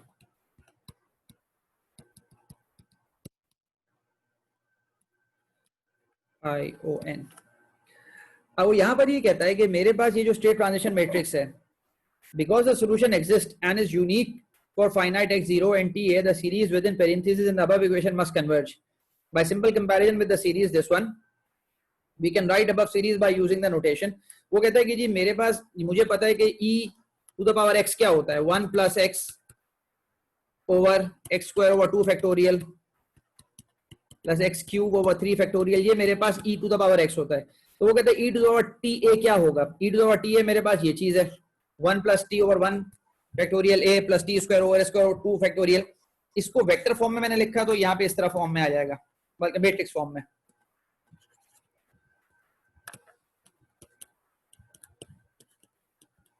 तो मेरे पास ये चीज बनी, और यहां पर इसने पूरे के पूरे को, ये जो पूरी चीज है, this is the same as this thing,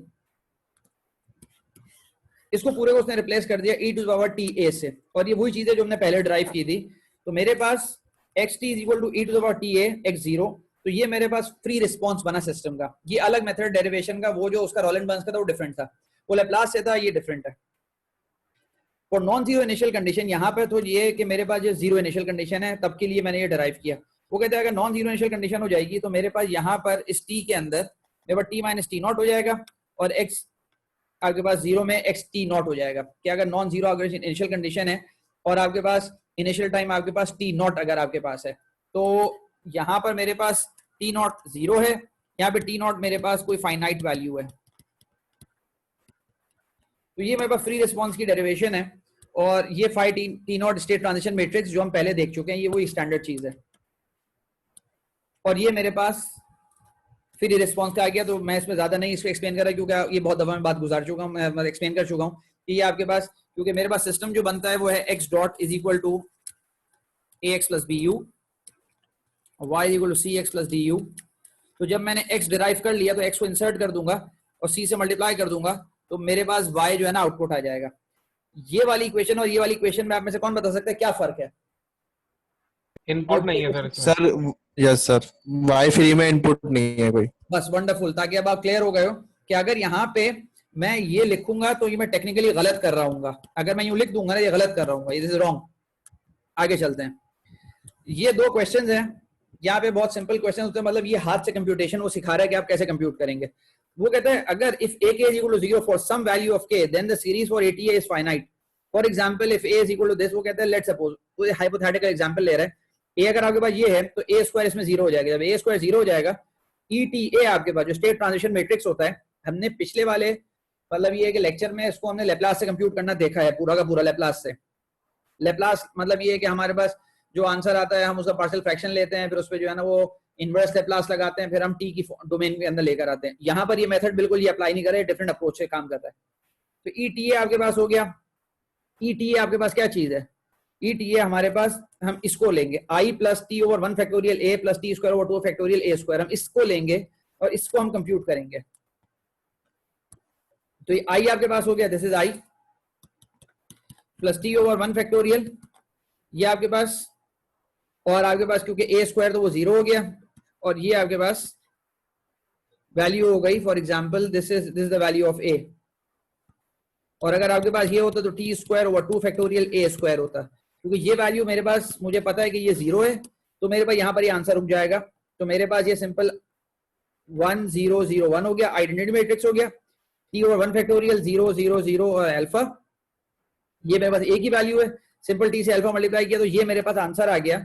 मतलब इसको ऐड करिए, 0 को आपके पास 0 से ऐड हुआ और 1 प्लस 0 1 हो गया, और 1 प्लस 0 1 हो गया, और 0 प्लस टी अल्फा आपके पास अल्फा टी हो गया। तो ये ETA का मेरे पास आंसर आ गया in the matrix form direct, इसमें कोई लैप्लास इन्वॉल्व नहीं है।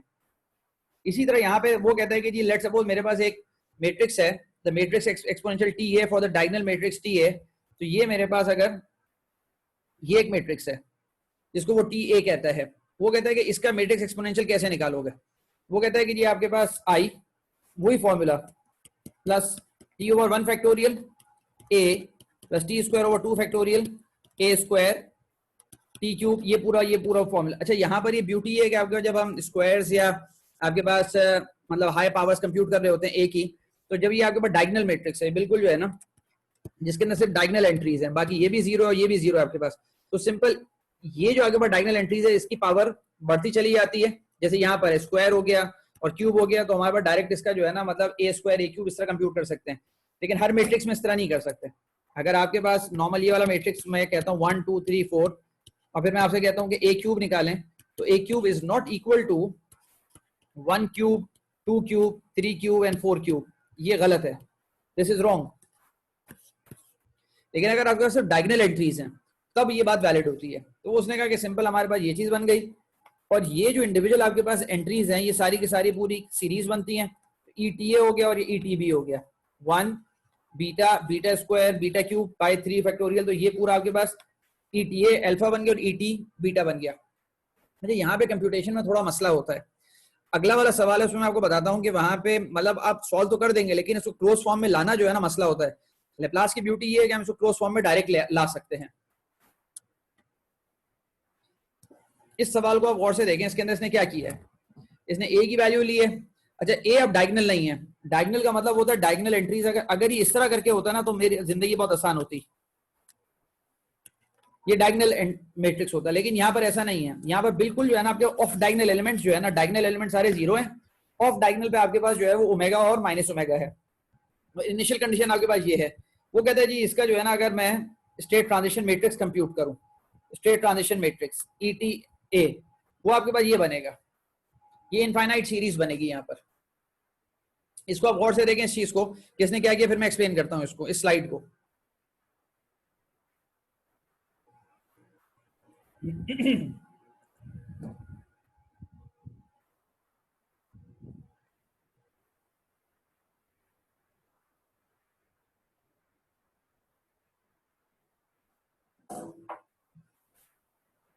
आप में से किसी ने कोई व्हाट्सएप पे मैसेज किया है? नहीं।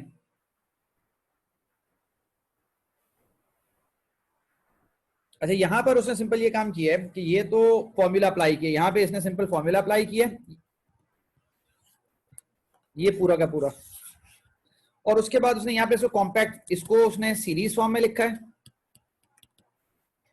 और नेक्स्ट उसने उसको कॉम्पैक्ट फॉर्म में लिख दिया। अच्छा ये नॉर्मली ये एक डिफिकल्ट प्रोसेस है, लेकिन ये भी एक मेथड है, ये सिर्फ समझाने के लिए, मतलब आप अगर सॉल्व करें तो इसको ज्यादा बेहतर है कि हम लेप्लास से सॉल्व करें, उससे हमारा मतलब ये कि क्लोज फॉर्म सॉल्यूशन बनना ये वाला बहुत आसान होता है। यहाँ पर इसको क्लोज फॉर्म बनाना बहुत मुश्किल होता है। यहाँ पे उसने क्या किया है कि ये 1 हो गया, ये आइडेंटिटी हो गया आपके पास, फिर ये आपके पास हो गया A, ये A स्क्वायर हो गया, ये आपके पास A क्यूब हो गया, फिर A4 हो गया, ये इस तरह करके, और ये A5 हो गया, ये आपने कंप्यूट किया सिंपल।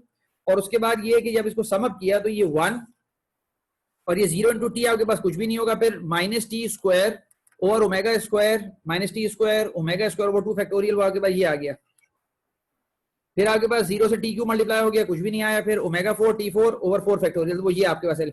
इस तरह करके ये आपके पास पहली एंट्री बनेगी, जो ये आपके पास पहली एंट्री है तो ये वाली, वो ये आपके पास बनेगी। फिर सेकंड एंट्री आपके पास बनेगी वो यहाँ से 0 omega 0 minus omega cube 0 omega 5, तो ये आपके पास बनेगी, और वो ये आपके पास साइन ओमेगा टी बनेगा।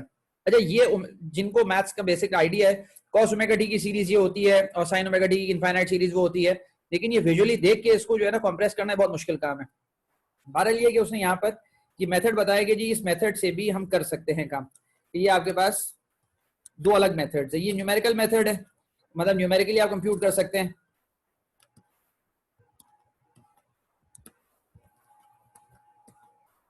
तो ये मेरे पास आ गया, वो कहता है to find xt the initial state will be multiplied by the state transition matrix.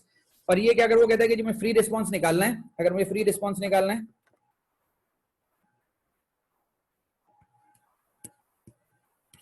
तो ETA इंटू x0, तो x0 मेरे पास 1 0 गिवन है, ये मेरे पास स्टेट ट्रांजिशन मैट्रिक्स है।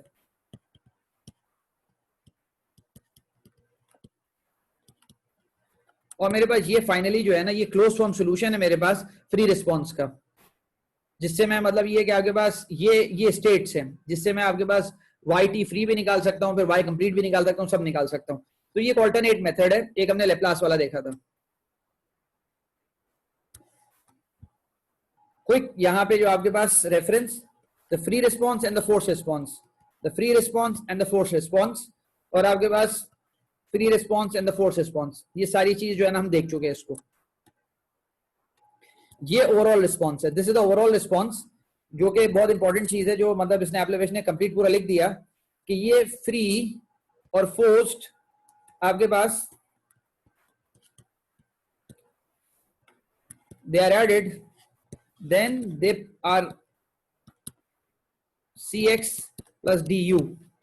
तो ये आपके पास x की ये आपके पास पूरी की पूरी नोटेशन बन गई, मतलब स्टेट्स की एवोल्यूशन आपके पास जो है, और फिर c आपके पास हो गया और du आपके पास हो गया. You get the complete response of the system, the free plus forced और ओवरऑल पूरे सिस्टम का रिस्पॉन्स. ठीक है. यहां पर एक सवाल है, for the system with matrices and initial state given as. अब वो मतलब एक सवाल उसने सॉल्व यहाँ पे इसलिए कर दिया ताकि मतलब जो कॉन्सेप्ट यहाँ पे अभी गुजरे हैं ताकि वो पूरा हाथ से हम किस तरह इसको सॉल्व कर सकते हैं और किस तरह हम निकाल सकते हैं. ये ए मैट्रिक्स हो गया, बी सी डी और एक्स आगे इनिशियल कंडीशंस हो गई. ये ई टी ए ये पहले कंप्यूट कर चुका है, तो आगे स्टेट ट्रांजिशन मैट्रिक्स हो गया. अब वो कहता है कि जी मुझे ओवरऑल रिस्पॉन्स निकालना है. जब मैं ओवरऑल रिस्पॉन्स निकालना है तो आगे पास उसने क्या कहा कि यहां पर दिस इज ये कौन बताएगा ये पोर्शन क्या है, ये वाला पोर्शन, फिर ये वाला सर ये फ्री रिस्पांस वाला है, फ्री रिस्पांस वाला है. फ्री और फोर्स्ड है. तो ये सब बेसिक मैथ्स है आपकी सारी. तो ये आपके पास e माइनस टी बन गया. इस इंटीग्रल को आप सॉल्व करेंगे तो यू गेट दिस थिंग. ये आपके पास यहाँ पे डायरेक्ट आ गया. ये फोर्स्ड रिस्पांस है, ये फ्री रिस्पांस है, इसको ऐड किया, you get the complete response.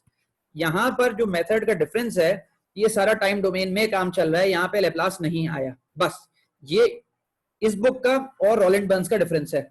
Time domain में काम करना हमेशा डिफिकल्ट होता है, लेकिन उसने यहाँ पे टाइम डोमेन में भी सॉल्व करके दिखा दिया कि अगर आपको लैप्लास में नहीं जाना, आपको एस डोमेन में नहीं जाना, तो आप यहाँ पे भी पूरा सॉल्व कर सकते हैं. यहाँ पर एक एग्जांपल के तौर पे उसने बता दिया the matrices of a continuous time LTI system are given as. तो ये आपके पास एबीसीडी मैट्रिक्स है. Figure 2.4 illustrates the complete response yt is the sum of the free response and the force response. तो यहाँ पे आपके पास फ्री हो गया, फोर्स हो गया, इन दोनों को आपने इसमें ऐड किया and you get this response. अब आपको सारी मैथ्स का अंदाजा है और आपके पास सारे ग्राफ्स आप पूरी सही तरह समझ सकते हैं. अब यहाँ पे अगर आप और से देखें, यहाँ पे उसने कहा जी मेरा इनपुट 0.5 है.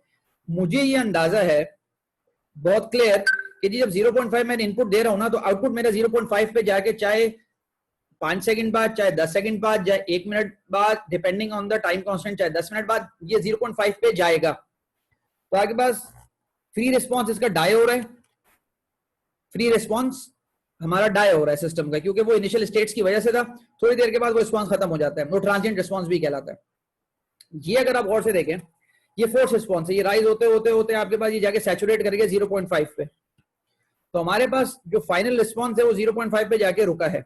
ये जो पोर्शन है सारा का सारा, या जो ट्रांजिएंट रिस्पांस है, जिसका ताल्लुक आपके पास इनिशियल स्टेट से भी होता है, और सिस्टम के ट्रांजिएंट्स वो यहाँ पर एक्टिव होते हैं इनिशियल स्टेज में. तो आपके पास स्टेडी स्टेट में अल्टीमेटली 0.5 जो आपके पास है, जो फोर्स रिस्पांस था, मेरा सिस्टम वहां चला गया. अच्छा, यहाँ पे इनिशियल स्टेट आपके पास क्या थी? इनिशियल स्टेट उसने कहा कि जी मेरे पास 0 और 1 है, कि मेरे पास एक स्टेट यहां पर इस सवाल के अंदर, देखो एग्जाम में अगर सवाल है तो उसमें कंफ्यूज मत हो जाना. इस सवाल के अंदर क्या स्टेट ट्रैजेक्टरीज गिवन है या नहीं गिवन है? क्या ख्याल है, कौन बताएगा आप में से? जी गिवन है ना 0 और 1. इस सवाल के अंदर, चलो मैं इसके अंदर जो है ना, मैं सवाल लिखता हूं, फिर आप लोग हैंड रेस करके बताना. Are state trajectories given. अब आप हाथ रेस करके बताओ कि आप कौन कौन कह रहे हैं कि गिवन है. कोई एक आदमी तो हाथ रेस कर लो. किसी ने हाथ रेस नहीं किया कि स्टेट ट्रैजेक्टरीज गिवन है या नहीं गिवन है.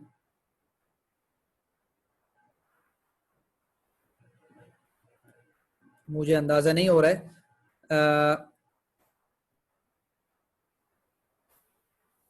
आप लोगों को मेरी आवाज क्लियर है?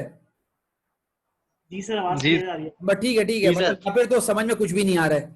मतलब एक तो बहुत सिंपल बात है कि जब भी कोई जवाब नहीं आ रहा है, या फिर वाकई में स्टेट ट्रैजेक्टरीज गिवन नहीं है, या गिवन है या समझ में कुछ पता नहीं है कि क्या चल रहा है.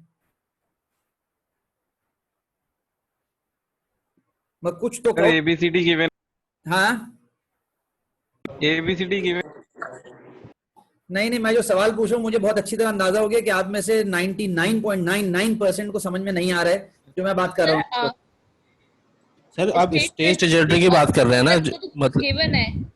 सर इससे हम ये कह सकते हैं कि दो स्टेट्स हैं अल्हम्दुलिल्लाह, दोनों गिवन नहीं है अल्हम्दुलिल्लाह। और बहुत मुझे मतलब क्लियर हो गया हूं कि आप लोगों को समझ में नहीं आ रही चीज बिल्कुल।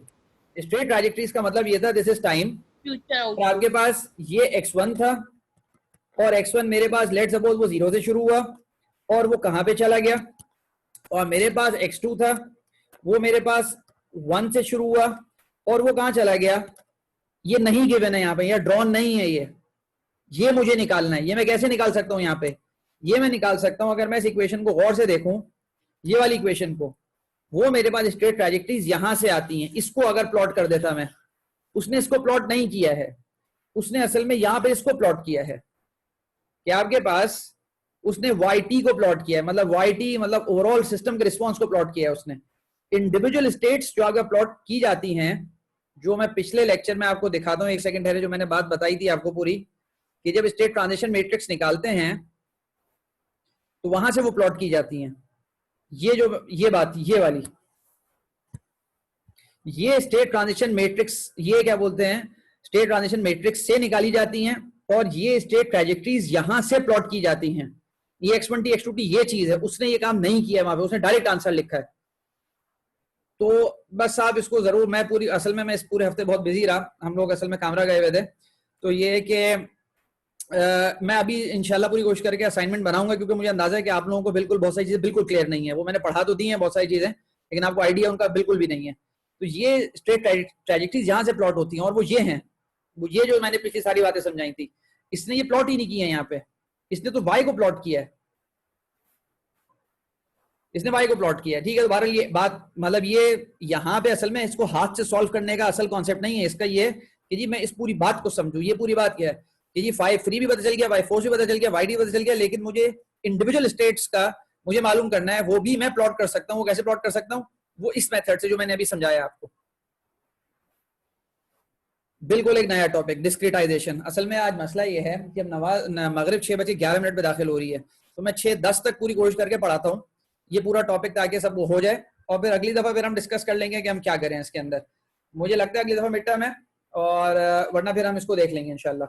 सर अगली में है ना? नेक्स्ट वीक मिड टर्म नहीं, 18 से स्टार्ट होंगे। 18 से स्टार्ट होंगे, तो अगली दफा जो आपके पास डेट बनेगी वो आपके पास 17 है। हाँ ठीक है, तो अगली क्लास, लेकिन अगली क्लास फिर हम कोशिश करेंगे कि हम 3 बजे शुरू करते हैं, 3:30 बजे जो भी होगा तब हम शुरू करते हैं, ताकि टाइम थोड़ा हमारा बच जाए इसके अंदर।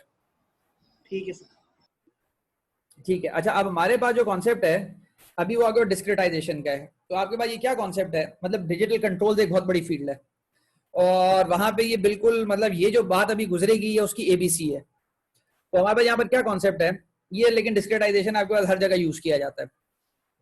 For modeling, control and signal processing, the accuracy with which discrete time systems approximate continuous time systems or the reverse may require investigation। कि भाई मेरे पास अब डिजिटल प्रोसेसेस पे मैंने इंप्लीमेंट करना है एक कंटिन्यूस टाइम सिस्टम, तो मतलब ये मैथमेटिकली मुझे ये पता होना चाहिए कि भाई ये आपके पास मैं इसको ट्रांसफॉर्म कैसे करूंगा, कितना सैम्पलिंग रेट है, मैं जब डिजिटाइज करूंगा उस डिजिटाइजेशन से मेरा सिस्टम अनस्टेबल तो नहीं हो जाता, उसका इम्पैक्ट क्या आता है सिस्टम पे, तो वो चीज मुझे देखना। तो हम बहुत डेप्थ में तो नहीं देखेंगे इसको, लेकिन हम बेसिक मतलब ये है कि कॉन्सेप्ट समझने की कोशिश करेंगे यहाँ पे। For modeling, control and signal processing, the accuracy with which discrete time systems approximate continuous time systems or the reverse may require investigation.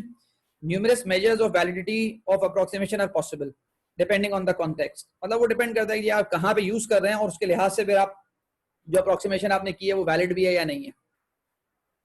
Here a common and important approximation will be given requiring only knowledge of the solutions of continuous time and discrete time state space। तो मेरे पास continuous time system की अगर knowledge given है तो मैं उसको discretize कर सकता हूँ।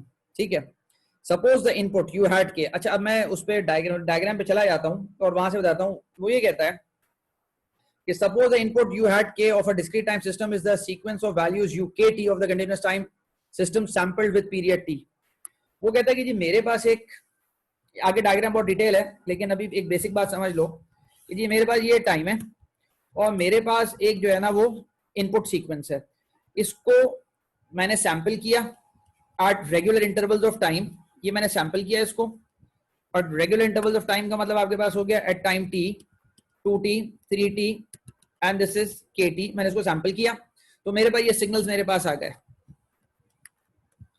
और ये जो मेरे पास रेड वाला सिग्नल मेरे पास है दैट इज यू हैट के, कि जी मेरे पास ये एक डिस्क्रीट टाइम सिग्नल है जो ऑब्टेन कैसे हुआ, जो ब्लू मेरे पास सिग्नल जो था उसको मैंने सैंपल किया। तो मेरे पास मतलब एक बहुत सिंपल कॉन्सेप्ट कि जी अगर मेरे पास if this the incoming signal and I make a simple switch on off switch, और इसकी आपके पास स्विचिंग फ्रीक्वेंसी टी है, तो मेरे पास जो अल्टीमेट सिग्नल प्रोड्यूस हो रहा होगा वो आपके पास एक डिस्क्रीट टाइम सिग्नल प्रोड्यूस हो रहा होगा। ठीक है, मैं अच्छा आगे और भी इस पे कॉन्सेप्ट है, लेकिन अभी सिर्फ ये कि जी मेरे पास जो रेड सिग्नल है दैट इज यू हैट के, और मेरे पास जो blue signal that is a continuous time signal, और उसको मैंने उसको जब सैंपल किया है U1T, U2T, U3T, U4T, उस पे मैंने उसको सैंपल कर दिया है। ठीक है, तो मेरे पास I get that thing. It is required to design the discrete time system so that its output sequence approximates the output of the continuous time system. अब असल कॉन्सेप्ट यहाँ पर ये है कि जी आपको जो डिस्क्रीट टाइम सिस्टम डिजाइन करना है वो ऐसा होना चाहिए कि उसका आउटपुट जो है डिस्क्रीट टाइम सिस्टम का आउटपुट वो और कंटिन्यूस टाइम सिस्टम का आउटपुट आपके पास बिल्कुल सिमिलर हो। मतलब ये कि the result is called discretization of the continuous time system. तो जो आपके रिजल्टिंग ABCD मैट्रिसेस 4 बनेंगे डिस्क्रीटाइजेशन के बाद, तो वो आपके पास फाइनल रिजल्ट है इस पूरे कॉन्सेप्ट का यहाँ पे। ठीक है, अच्छा यहाँ पे डायग्रामेटिकली पूरे कॉन्सेप्ट को समझो पहले, उसके बाद फिर हम इसको जाते हैं यहाँ पर। वो कहते हैं UT आपके पास एक इनपुट है, और UT जो है ना उसको मैंने सैंपल किया, मतलब when I sample this I get this signal. ठीक है, उसके बाद एक होल्ड पे उसको लगाया मैंने, होल्ड पे लगाया तो आपके पास ये जीरो ऑर्डर होल्ड है, तो जीरो ऑर्डर। अच्छा यहाँ पे आप सिंबल्स देख लें, UT हो गया, ये UKT हो गया, और ये U टिल्डा T हो गया आपके पास। यू हैड टी ये नहीं है, यू हैड टी आपके पास नीचे है, जो यू हैड टी अभी हमने डिस्कस किया। ये आपके पास जो होल्ड है, होल्ड का कॉन्सेप्ट सिंपल ये है कि आपके पास इस प्रायर वैल्यू का आप होल्ड करेंगे, मतलब ये जो आपके पास जो वैल्यू प्रोड्यूस हुई है सैम्पलिंग के बाद आपने इसको होल्ड किया, आपने इसको होल्ड किया, this is called the hold. तो आपके पास ये सिग्नल आ गया, ये सिग्नल कंटिन्यूस टाइम सिग्नल जो बना, आप ये ध्यान में रखिएगा कि ये भी एक कंटिन्यूस टाइम सिग्नल है, ये भी कंटिन्यूस टाइम सिग्नल है, ये डिस्क्रीट टाइम है। ये एक हाइपोथेटिकल केस हमने बनाया कि जी मेरे पास एक कंटिन्यूस टाइम सिग्नल था, उसको मैंने सैंपल किया, फिर जीरो ऑर्डर होल्ड के अंदर से उसको मैंने गुजारा, this is the zero order hold, और मेरे पास एक ये सिग्नल आ गया आपके पास, और ये जो सिग्नल है ये मैंने एक कंटिन्यूस टाइम सिग्नल सिस्टम के अंदर दिया, कंटिन्यूस टाइम सिस्टम के अंदर, और मेरे पास जब इसको कंटिन्यूस टाइम सिस्टम के अंदर दिया तो मेरे पास ये रिजल्ट आया, this is the output YT। ये बहुत बेसिक बात है। ठीक है, मैं चाहता क्या हूं, मैं ये चाहता हूं कि जी जब ये वाला जो मेरे पास इनपुट है, ये मेरे पास इनपुट सिग्नल है जो कि सैंपल हुआ, और सैंपलिंग के बाद मेरे पास ये सिग्नल प्रोड्यूस हो गया, ये मेरे पास जो है ना ये एक डिजिटल सिग्नल प्रोड्यूस हो गया। ये डिजिटल सिग्नल मेरे पास, I inject this into a discrete time system, this is a discrete time system.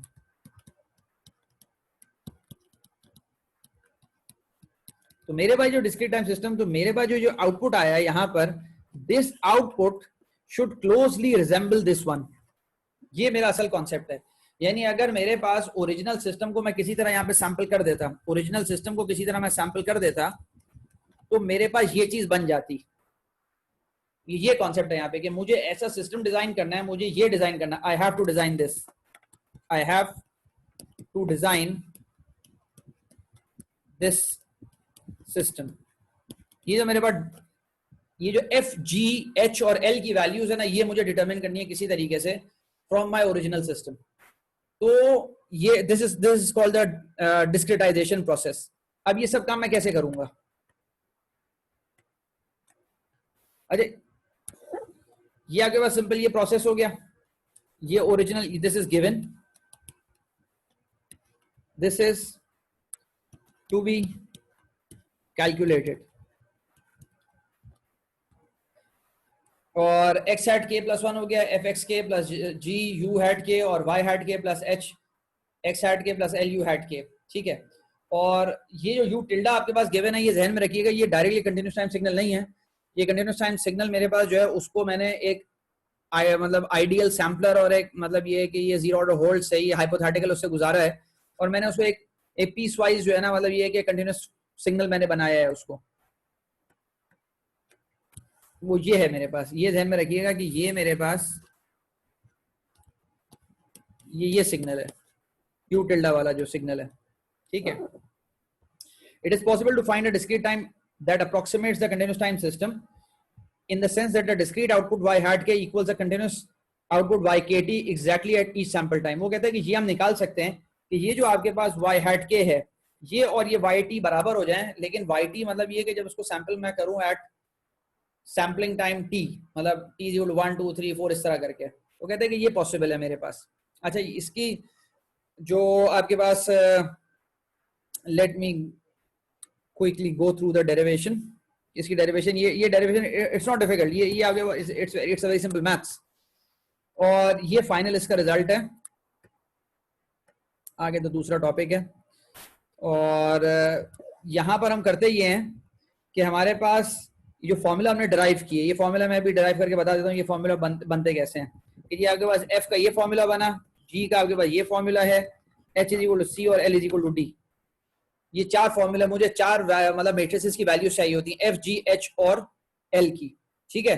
तो ये एफ जी एच और एल मेरे पास अगर मुझे मिल जाएं तो मेरे पास ये डिस्क्रीट टाइम सिस्टम बन जाएगा, जिसके अंदर मुझे चाहिए होता है एफ जी एच और एल, और एफ जी एच और L they are derive from A B C D. तो इसके फॉर्मूला आपके पास क्या है, फॉर्मूला आपके पास ये F is equal to E T A, और जी आपके पास ये हो गया 0 to T integral E T tau A D tau B, और h is equal to c और l is equal to d। ये आपके पास चार जो है ना फॉर्मूले हैं, और यहाँ पे you can simply plug the values and you can get the result, ठीक है। अच्छा, इसको मैंने मैटलैब से भी वेरीफाई किया, तो मैटलैब और इसके अंदर, क्योंकि मैटलैब के अंदर मैंने एक्यूरेसी उसकी जो है ना सिंगल प्रिसीजन पे कर रहा था, तो थोड़ा सा डेसिमल में फर्क आया था, लेकिन आंसर तकरीबन सेम आता है।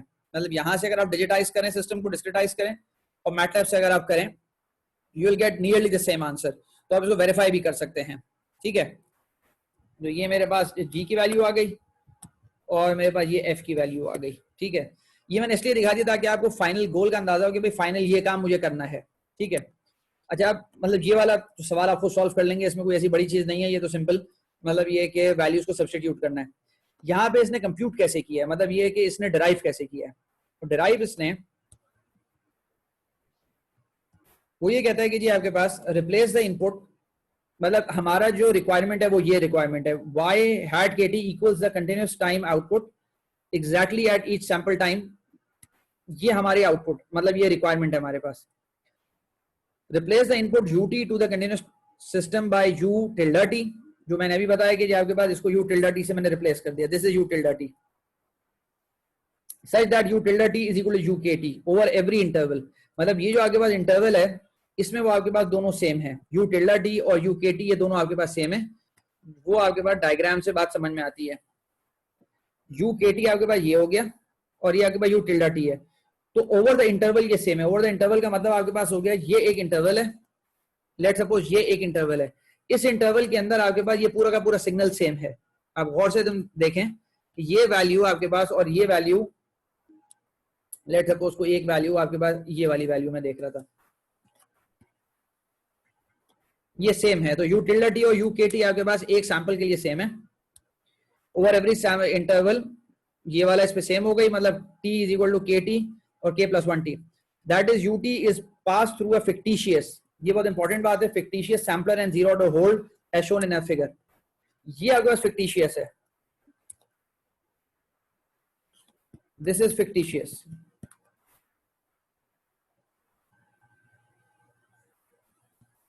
OUS, यार I think spellings, I messed up the spelling, fictitious, the spellings are wrong।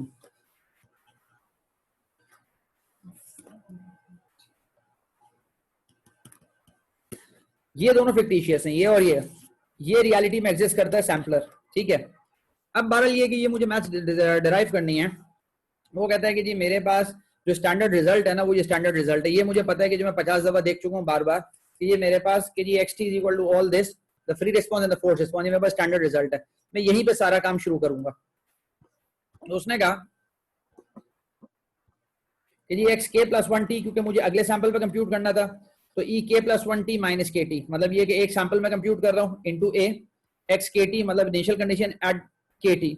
यहाँ पे मेरे पास हो जाएगा के टी से के प्लस 1t हो जाएगा, और यहाँ पे आपके पास ये पूरा का पूरा E T minus tau A B U tau है, मतलब ये कि ये जो आपके पास सेकंड वाला है, मतलब इसके अंदर टी नॉट आपके पास जो है दिस इज के प्लस वन, दिस इज के plus one T and this is के टी, ये टी नॉट आपके पास है। और यहां पे आप सब जगह वो रिप्लेस कर देंगे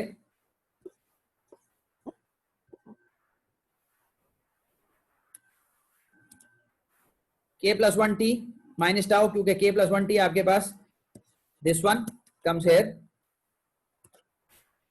B U tilde tau D tau, ये वो यू टिल्डा जो मेरे पास सिस्टम के अंदर इनपुट जा रहा है मेरे पास, ठीक है, कंटिन्यूस टाइम सिस्टम के अंदर। ये कंटिन्यूस टाइम सिस्टम से मैं बात शुरू कर रहा हूँ।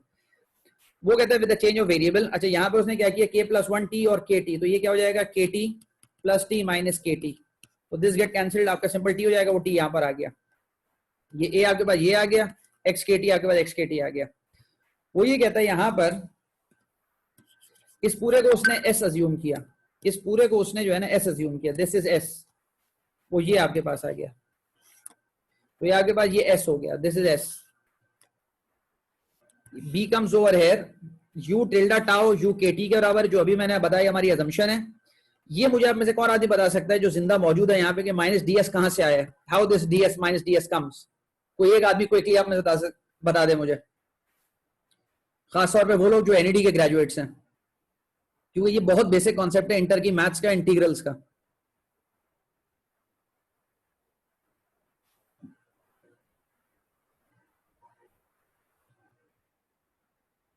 मेरे अलावा कोई यहाँ पे बैठा हुआ है क्या इस लेक्चर के अंदर? अच्छा, एक आदमी तो बैठा हुआ है। अच्छा, दो तीन बैठे हुए हैं, ठीक है। मतलब मुझे ये बहुत मुश्किल होता है पढ़ाना कि आपको अंदाजा है कि सामने लोग नहीं सुन रहे हैं। सुन तो सब रहे हैं सर, पता है सर, पता है, बताइए यहाँ पे क्या होगा, ये आया कैसे, माइनस डीएस कैसे आया, बताइए। बहुत मुश्किल है पढ़ाना इस तरह वैसे बारह, लेकिन बिलाल बताओ तुमने जो माइक ये हमने एस कंसीडर किया था के plus one T minus tau को, उसे हमने जो डिफरेंशिएट वो जो करते थे डिफरेंशिएट करके बस सही है, एस के इक्वल कर। हाँ, ये बिल्कुल उसी तरह की है। तो ये कि मैं यहाँ पे नहीं लिख रहा जानबूझ के, ताकि आप खुद देखेगा, ये बिल्कुल बेसिक कॉन्सेप्ट है। ये माइनस डी एस जो आयशा ने भी बताया, ये वहां से आया है। और ये चेंज ऑफ लिमिट्स हैं, चेंज ऑफ लिमिट्स भी बिल्कुल ये इंटर का कॉन्सेप्ट है, ये वहां से आया है। ई टी आपके पास ये हो गया, और यहाँ पर ये माइनस साइन जो रिमूव हुआ है, ये माइनस साइन इस वजह से रिमूव हुआ क्योंकि आपके पास लिमिट्स चेंज कर दी हैं। लिमिट्स जब आपके पास t से 0 है, when I change the limits from 0 to t, तो I get a minus sign. ये minus sign multiplied with this minus sign, I get a plus sign. तो I get this thing. ये ut आ गया, kt आ गया, बाहर आ गया, क्योंकि आपके पास ये कांस्टेंट है but, ये पूरा कांस्टेंट है, बाहर आ गया, इसमें टाउ नहीं है। I have this integral. जब ये मेरे पास फॉर्म आ गई, इसको मैंने कंपेयर किया है x डॉट जो आपके पास डिस्क्रीट वाली फॉर्म थी उससे, मैंने इसको कंपेयर किया है, और फिर मैंने रिजल्ट्स डिराइव किए हैं, वो मैं बता देता हूं कैसे। ये एक्स के टी हो गया, ये हो गया एक्स के प्लस वन टी, और ये आपके पास हो गया u। तो ये जो आपके पास चीज है ना, ये वाली चीज जिसमें मैं ग्रीन में लिख रहा हूं, इसको आप गौर से देखें पिछली स्लाइड में, ये f जो है ना, f और g, ये f और g यहां से डिराइव हुए हैं। अगर आप गौर से इसको कंपेयर करें कि f आपके पास क्या हो गया, g आपके पास क्या हो गया, f आपके पास eta हो गया, और g आपके पास 0 to t integral 0 to t e tau a d tau b हो गया। ये इस तरह करके डिराइव हुए हैं। तो आपके पास ये आ गया, f ये हो गया, और g आपके पास ये हो गया, और h और इज इक्वल टू c और l is equal to d, ये डायरेक्ट कंपैरिजन से आ गए। तो ये बेसिक उसकी डेरिवेशन है डिस्क्रिटाइजेशन की, जो बिल्कुल बेसिक कॉन्सेप्ट है, और दिस इज द आंसर। बहरहाल ये कि you can solve this with your hands, और ये कि आई ट्राई कि मैं जो है ना, मतलब इस दफा जो है ना, कल के दिन बैठ के, मंडे को मैं यूनिवर्सिटी जाऊंगा तो बैठ के असाइनमेंट एक अच्छी वाली डिजाइन करके आप लोगों को दे दूं, ताकि ये सारे आप हाथ से सॉल्व करें, और मैटलैब में जितना मतलब हो सकता है, ताकि आपको ये कॉन्सेप्ट्स क्लियर हो कि मेरे पास एक्चुअल सिग्नल मेरे पास क्या आ रहा है डिस्क्रिटाइजेशन के अंदर, और जो मेरे पास आउटपुट आ रहा है वो कितना डिफर कर रहा है ओरिजिनल सिस्टम से। यहाँ पे मैं रुक जाता हूँ, क्योंकि ये कॉन्सेप्ट मुझे अभी डिस्कस नहीं करना, मतलब ये केले हैमिल्टन थ्योरम जो है, ये इंशाल्लाह अगली दफा और उसके बाद आगे देखेंगे। लेकिन आज के लेक्चर में यहाँ तक जो बात आपको पूछनी है आप पूछने हैं। अभी मेरे पास तकरीबन 5, 6, 8 मिनट हैं मगरिब में तकरीबन जो है, तो आप लोग जो बात अगर इस पूरे लेक्चर के अंदर जो कंफ्यूजिंग है, बिल्कुल जो बिल्कुल क्लियर नहीं है, वो आप पूछ लें। सर जो अभी आपने इससे पहले बताया था वो लप्लास से हमने रिप्लेस किया था उसके अंदर एप्लीविच, तो हम जैसे कभी आगे सॉल्व करना तो हम उसको SI माइनस ए वो जो वाला मेथड है लप्लास वाला उसी को ज्यादा प्रेफर देना। बेहतर है, वो ज्यादा बेहतर है आप लोगों के लिए, वो बहुत आसान है असल में, उसमें डायरेक्ट क्लोज फॉर्म सॉल्यूशन आपके पास निकल आता है। ये वाला मेथड ऑल्टरनेट मेथड है जो मैंने कहा मैं आपको बता दूं कि भाई ये भी मेथड होता है, ये प्योर टाइम डोमेन के अंदर चल रहा होता है, इसके अंदर लैप्लास में जाता ही नहीं है। ये भी मेथड है लेकिन ये मुश्किल मेथड है, आसान वही मेथड है, वो बेहतर है उसमें किया जाए।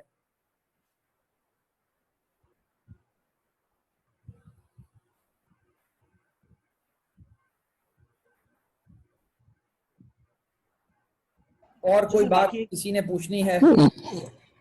बाकी सर मिड टर्म का बता दें सर, वो किस तरह मतलब कैसे कब होगा कैसे? असल में मुझे बना के आपको देने दो, मैं असाइनमेंट एक दफा आपको दे देता हूँ, तो उसके बाद फिर जो है ना वो आपको थोड़ा आइडिया हो जाएगा चीज का।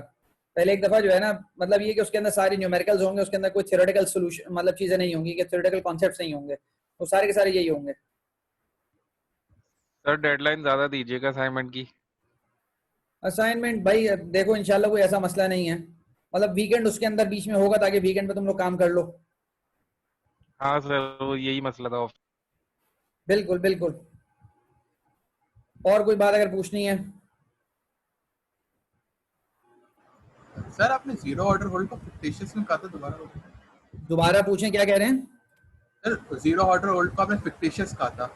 हाँ ये दोनों असल में कॉन्सेप्ट तो ये है ना, यहाँ पर देखो इस पूरे बात को समझो, मैं रेड बड़े क्रॉस लगा देता हूँ कि ओरिजिनल ये सिग्नल तो इंजेक्ट हो रहा होता है और ये मेरे पास आउटपुट आ रही होती है, तो मैं ये चाहता हूं कि जब ये सैम्पलर के थ्रू एक डिजिटल सिस्टम में जाए तो डिजिटल सिस्टम को जो आउटपुट मेरे पास आए ये वाला, वो और ये दोनों बराबर हो। असल कॉन्सेप्ट ये है असल में, ये कि मैथ्स को डिराइव करने के लिए मैंने जो है ना, क्योंकि यू टिल्डा टी बनाना था मुझे, तो उसके लिए मैंने सैम्पलर और होल्ड को लेकर आया हूं। ये कॉन्सेप्ट है यहाँ पे, समझ में आया? और कोई बात लिखनी मतलब आपको अगर पूछनी है? अच्छा इसमें जो आपने बताया था कि सैंपल एंड होल्ड वाली चीज में वो बराबर इसलिए क्योंकि बेसिकली दोनों में फर्क है कि सैंपल तो एक सर्टेन टाइम पे आपने सैंपल किया है, होल्ड का मतलब ये कि आपने उसको एक उसकी इंटरवल में उसको होल्ड करके रख दिया उस वैल्यू को। एक मिनट देखो, होल्ड का कॉन्सेप्ट हमारे पास ये होता है, देखो ये ओरिजिनल सिग्नल था और ये तुमने सैंपल किया, इस पॉइंट पे तुम्हारे पास स्विच ऑन हुआ था, सिग्नल पास हुआ था सैंपलर के थ्रू, तो सैंपलर के पास सिर्फ ये डेटा है, सैंपलर के बाद जो है ना अब, लेकिन मैं अगर कंटिन्यूस टाइम सिस्टम के अंदर मुझे ये इनपुट देना है तो मैं नहीं दे सकता, मुझे क्या करना होगा, मुझे इसको होल्ड कराना होगा। तो होल्ड बहुत तरीके के होल्ड्स होते हैं, एक आपके पास होल्ड है वो ये वाला जिसको जीरो ऑर्डर होल्ड कहते हैं, ये जीरो ऑर्डर होल्ड मैं बना रहा हूँ, सही है। एक आपके पास होता है first order hold, first order hold आपके पास वो ये होता है ज्यादा, हाँ उसको मतलब उसकी शेप। फिर सेकंड ऑर्डर होल्ड आपके पास होता है, थर्ड ऑर्डर होल्ड होता है जो स्प्लाइंस होते हैं, लेकिन हम उस डिटेल्स में नहीं जा रहे। यहाँ पे होल्ड का सिर्फ कॉन्सेप्ट ये होता है कि जी आप सिग्नल को कंटिन्यूस टाइम के अंदर रखें ताकि कंटिन्यूस सिस्टम में अप्लाई कर सकें। सही सही सही, ठीक है ठीक है ठीक है। और कोई बात पूछनी है?